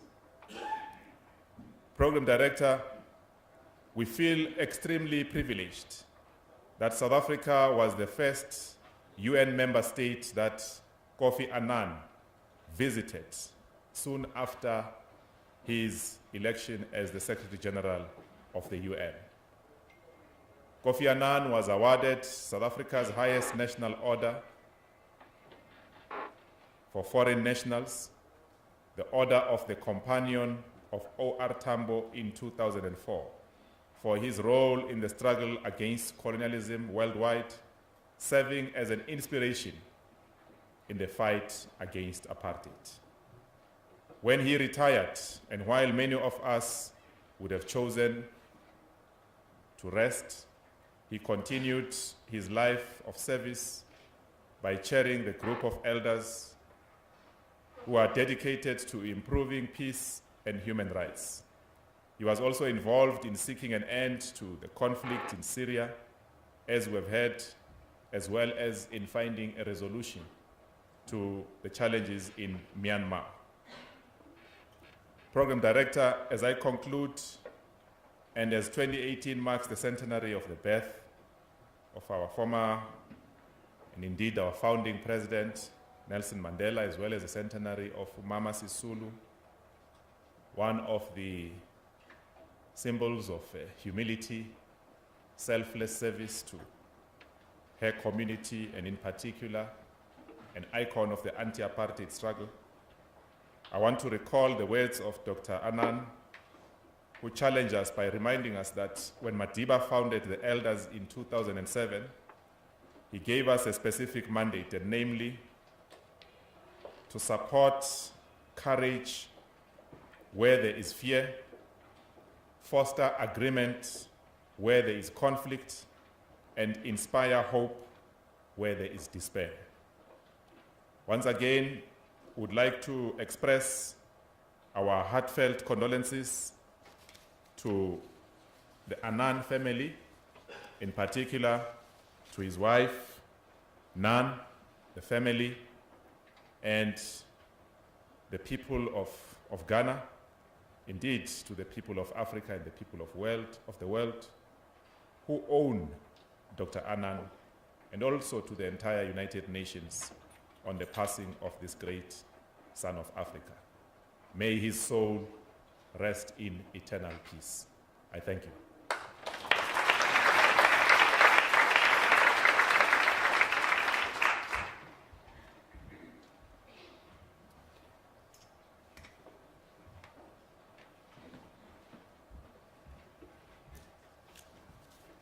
Thank you.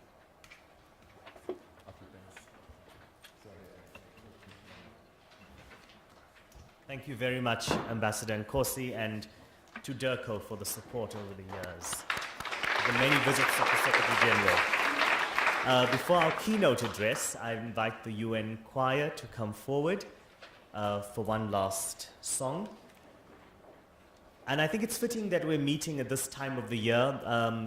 High Commissioner Pillay mentioned World Humanitarian Day, which was commemorated on the 19th of August, so just this past weekend, a day that was promulgated by Secretary General Kofi Annan, and a day when we recognize the humanitarians among us. Choir, are you singing from there or are you coming to the front? Okay, let's come. Thank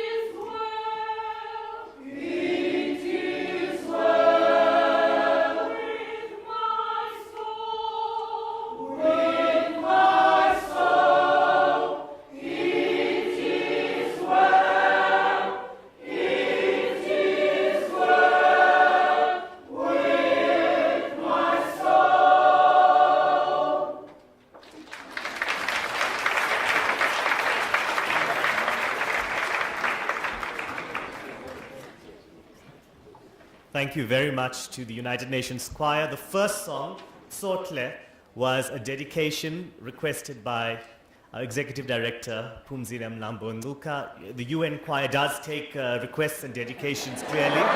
So we're very proud of you. Thank you. Our keynote speaker, and I would have said, Minister, that you need no introduction, but after the Kofi Annan story, I will give an introduction.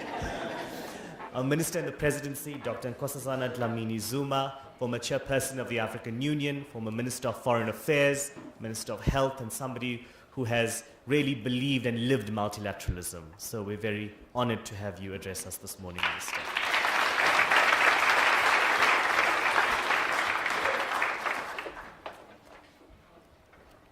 Thank you very much, Program Director.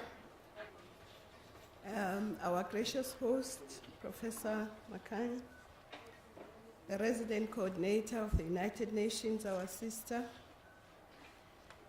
I've got many sisters today. Our sister Phumzile Mlambo-Ngcuka, the UN Women Executive Director, my bigger sister, Navi, the judge, and former UN High Commissioner for Human Rights, His Excellency the High Commissioner, Ghana, George Aise Boateng. Ghana is spreading. We had another ambassador here, High Commissioner Boateng, but from the United Kingdom. The Excellencies, the ambassadors, Ambassador Welile Nhlapo, he also taught me a lot when I got to Foreign Affairs. And Ambassador Nkosi, Excellencies, ambassadors, members of the diplomatic corps, my brother there, how can I forget you? My brother Trevor, and the CEO of the Nelson Mandela Foundation, and all the fellow mourners. Indeed, the news of the departure of our greatest son of the soil and the diplomat par excellence reached us with disbelief as he had taken his last breath. We'd like to dip our national and our continental banner in his honor as we extend condolences to his wife, Nane, Maria Annan, and the children, Kojo, Nina, and Ama, as well as the Ghanaian family and the rest of the world to which he belonged.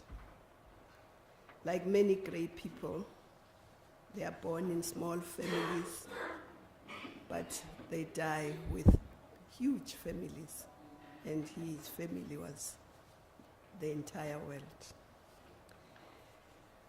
Of course, we also know that he's accompanied by Umamu Veronica Zobugwe and Aretha. But we want to say to them, their loss is our loss. But we also thank the Ghanaians and his family for sharing him with us and sharing him with the world. His contribution for development, for peace, his fight against poverty, inequality, will remain embedded in ours and future generations' memories. We lose this gentle and level-headed soul at a time when the nations of the world most require his guidance in securing global harmony, as well as peace, security, and development. From the humble beginnings in Kumasi, Kofi understood the contradictions confronting many an African, with an abundance of mineral resources on one hand and with some poverty on the other. Annan knew, as we have proven from time to time again, that education was one of the most important weapons by which the colonial master could be defeated and underdevelopment could be conquered. In his own words, I quote, "Knowledge is power. Information is liberating.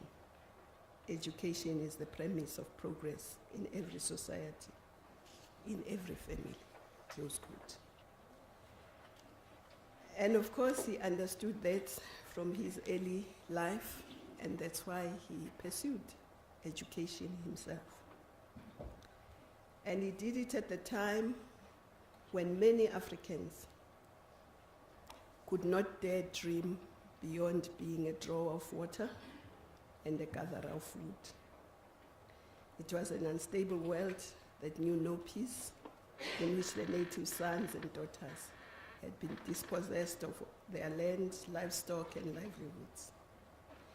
Yet, despite all these limitations, Annan rose through the ranks of the United Nations, starting with the WHO organization in 1962, eventually becoming the Undersecretary of Peacekeeping before reaching the apex of the United Nations, the Secretary General. Having served in these various capacities and focal areas in the UN system, in his words, he understood very well that, I quote, "We will not enjoy security without development. We will not enjoy development without security. And we will not enjoy either without respect for human rights," close quotes. In pursuing the goal of security in the world, Kofi Annan played an instrumental role in resolving many conflicts. And Ambassador Nhlapo here spoke about Burundi and went to find new ways of meeting the realities that we were facing that were not foreseen by the UN at the time it was established. But he also spent lots of time discussing Darfur, how we had to handle Darfur. He spent long hours at the AU at the time, I was foreign minister then, discussing how to handle Darfur, both in terms of who should go there, but also how it should be funded. And of course, he also understood that in moments of crisis, the wise men build bridges, not dams. As the Nigerian proverb says, he was a builder of bridges. One of his accomplishments, as has been said, is the bridge he built between not only the nations of the world, the private sector, and civil society, in the pursuance of common objectives and goals as captured by the Millennium Development Goals, MDGs for short, which were the solid foundation that the Sustainable Development Goals are built on. Through the MDGs, inspired and activated global corporate citizens to act for the common good through adhering to the 10 principles of the UN Global Compact. 18 years or more than 9,000 of the world's leading private sector executives are part of the Global Compact, and they've signed up towards action to secure human rights, fair labor practice, environmental sustainability, and the fight against corruption. Kofi Annan understood too well that such commitments and the objectives for a better world for all required a relevant and an agile multilateral system and institutions. That is why one of the key achievements was the facilitation of reforms at the United Nations, And in his own words, I quote, "The status quo will not work." And I think we should pursue that vigorously. But of course, he also understood that the world was made of men and women, and that the success of this world rested upon utilizing all the talents, both men and women's talents. And it's regrettable that the last World Conference that really looked at the position of women in the world was the Beijing Conference under his leadership. And we hope we will have another one before our sister leaves the UN.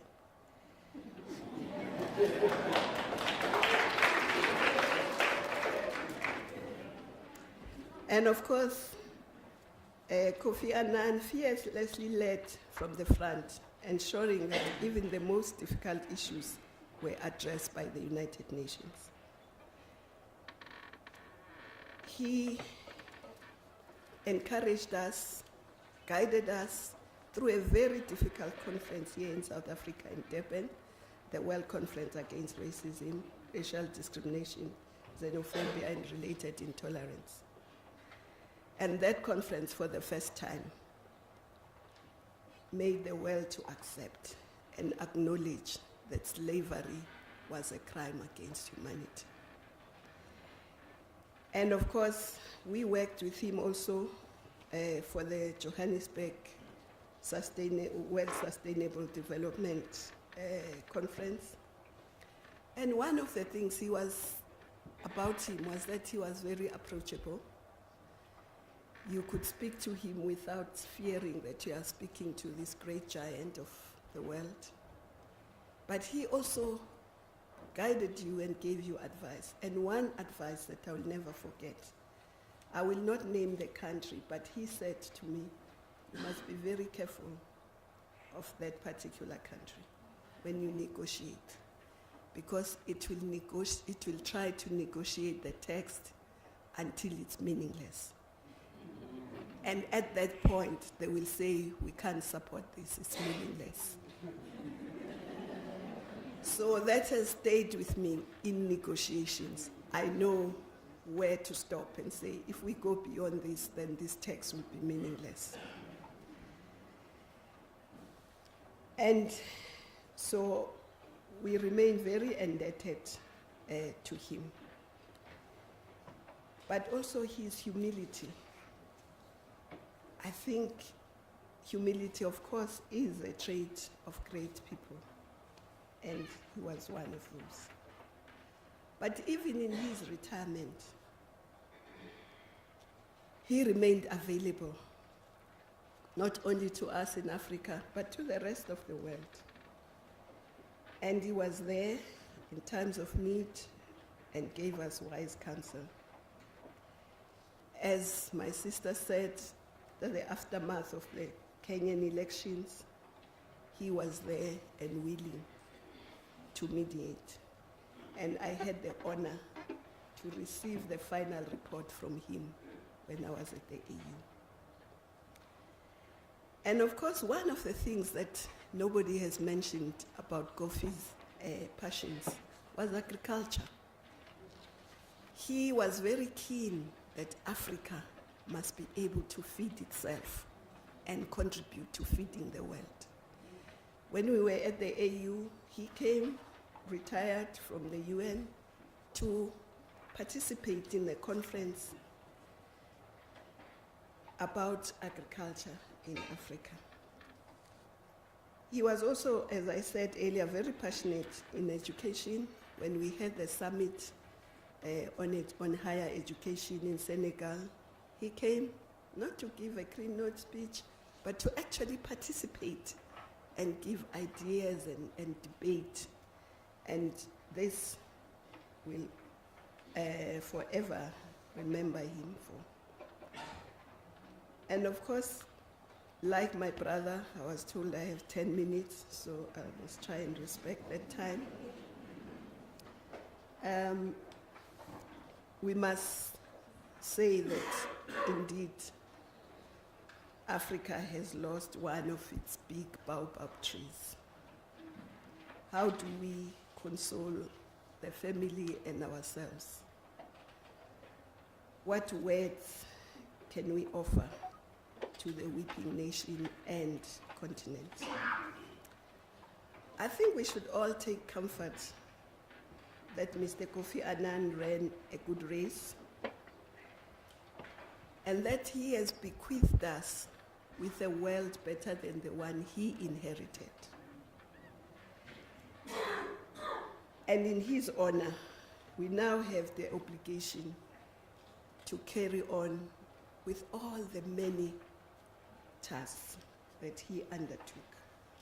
We must soldier on in order to fulfill his desire for a better Africa, a more just, peaceful, and equitable world. We must fight against human trafficking, which has become a modern form of slavery.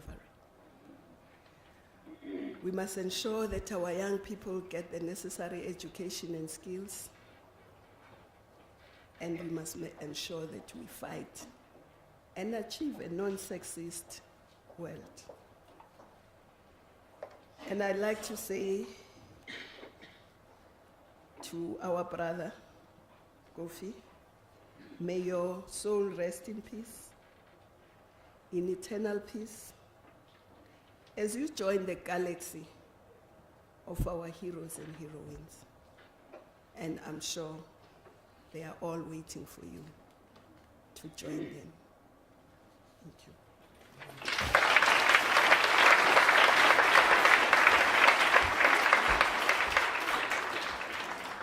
Thank you very much, Minister Dlamini Zuma, and as you put it, his family was the entire world. Our last speaker is the vote of thanks, and that will be given by the country representative of UN Women, Ms. Anne Gituku Shongwe, who's been delegated by the resident coordinator to deliver vote of thanks. Good afternoon. Many of you are given 10 minutes, I was given 1.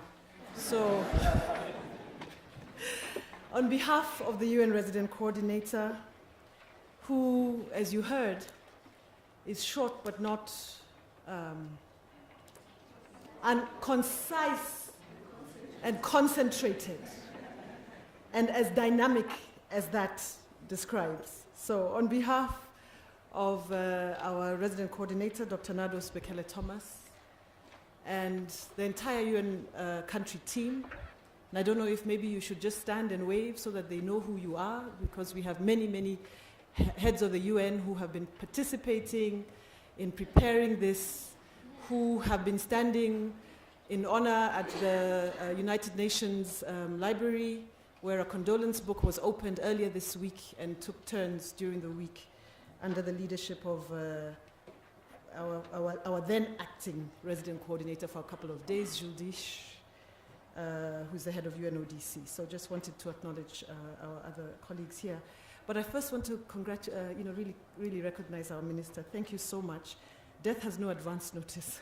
So we really appreciate that with such short notice, you are able to be with us and come and deliver such a wonderful keynote address in recognition, really, and respect for our great fallen giant, gentle giant. Dr. Phumzile Mlambo-Ngcuka, who God's grace allowed us to have you here today, that you would be able to grace us. We saw you in the pictures, so we know that you are interacting with him on a regular basis. Thank you so much for sharing with us. The Vice-Chancellor, again, we didn't have time, and I know you left people in your office. We hope that they will still be waiting for you. But we thank you that you continue to allow us to enjoy ourselves in your home, which has become our home. And we were just together a week ago, and we will be back again next week. So just please keep, this is our space. Our DG, just want to thank you so much for coming up here, and I'm so excited to have seen how Dr. Phumzile was so excited to see you standing here so tall in your new way, in your new life. So we thank you. Ambassador Welly Lenhlapo, we follow you closely on Facebook because you're always sharing with the world what is going on in this world of multilateralism. You're a true multilateralist, and we really love you for that. So thank you. We see you, and thank you for taking the time to be here.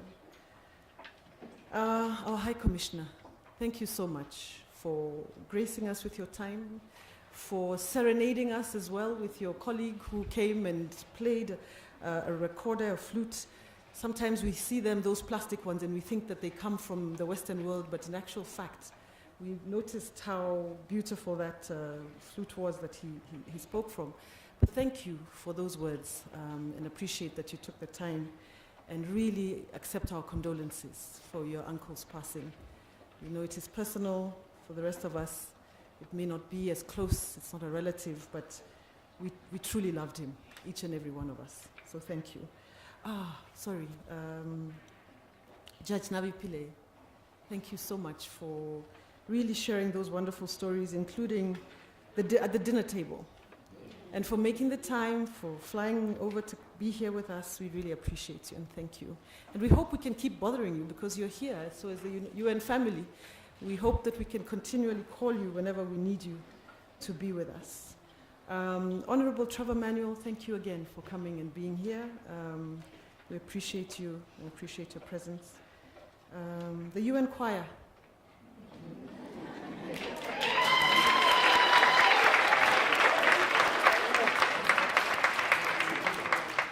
You make us proud.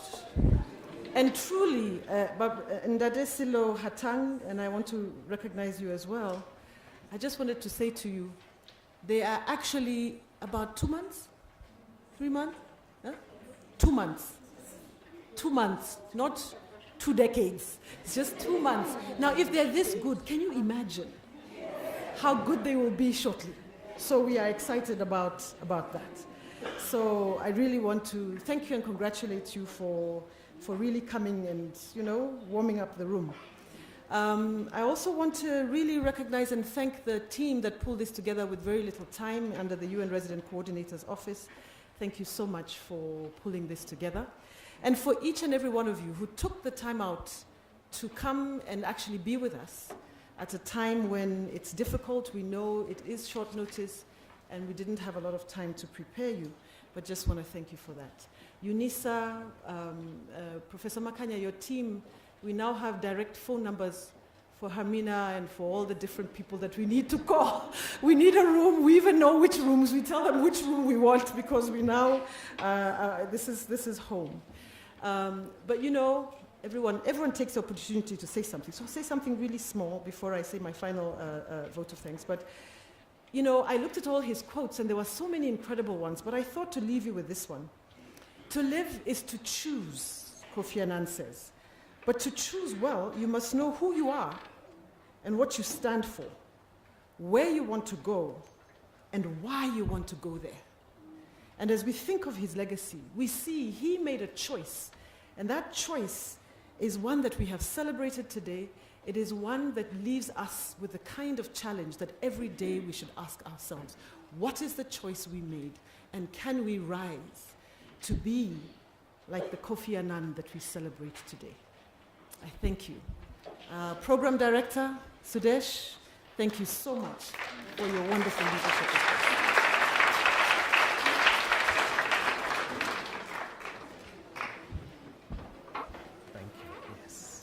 Thank you very much, Anne. And that brings us to the conclusion. There were many noble quotes by Kofi Annan, as you said. The one that struck me, and it's timely at this point when borders are closing and minds sometimes close, it's this one. Ignorance and prejudice are the handmaidens of propaganda. Our mission, therefore, is to confront ignorance with knowledge, bigotry with tolerance, and isolation with the outstretched hand of generosity. Ladies and gentlemen, thank you very much for an inspiring and reflective morning. Thank you to all our speakers. May Kofi Annan rest in power and in peace. Please join us for refreshments outside. Thank you.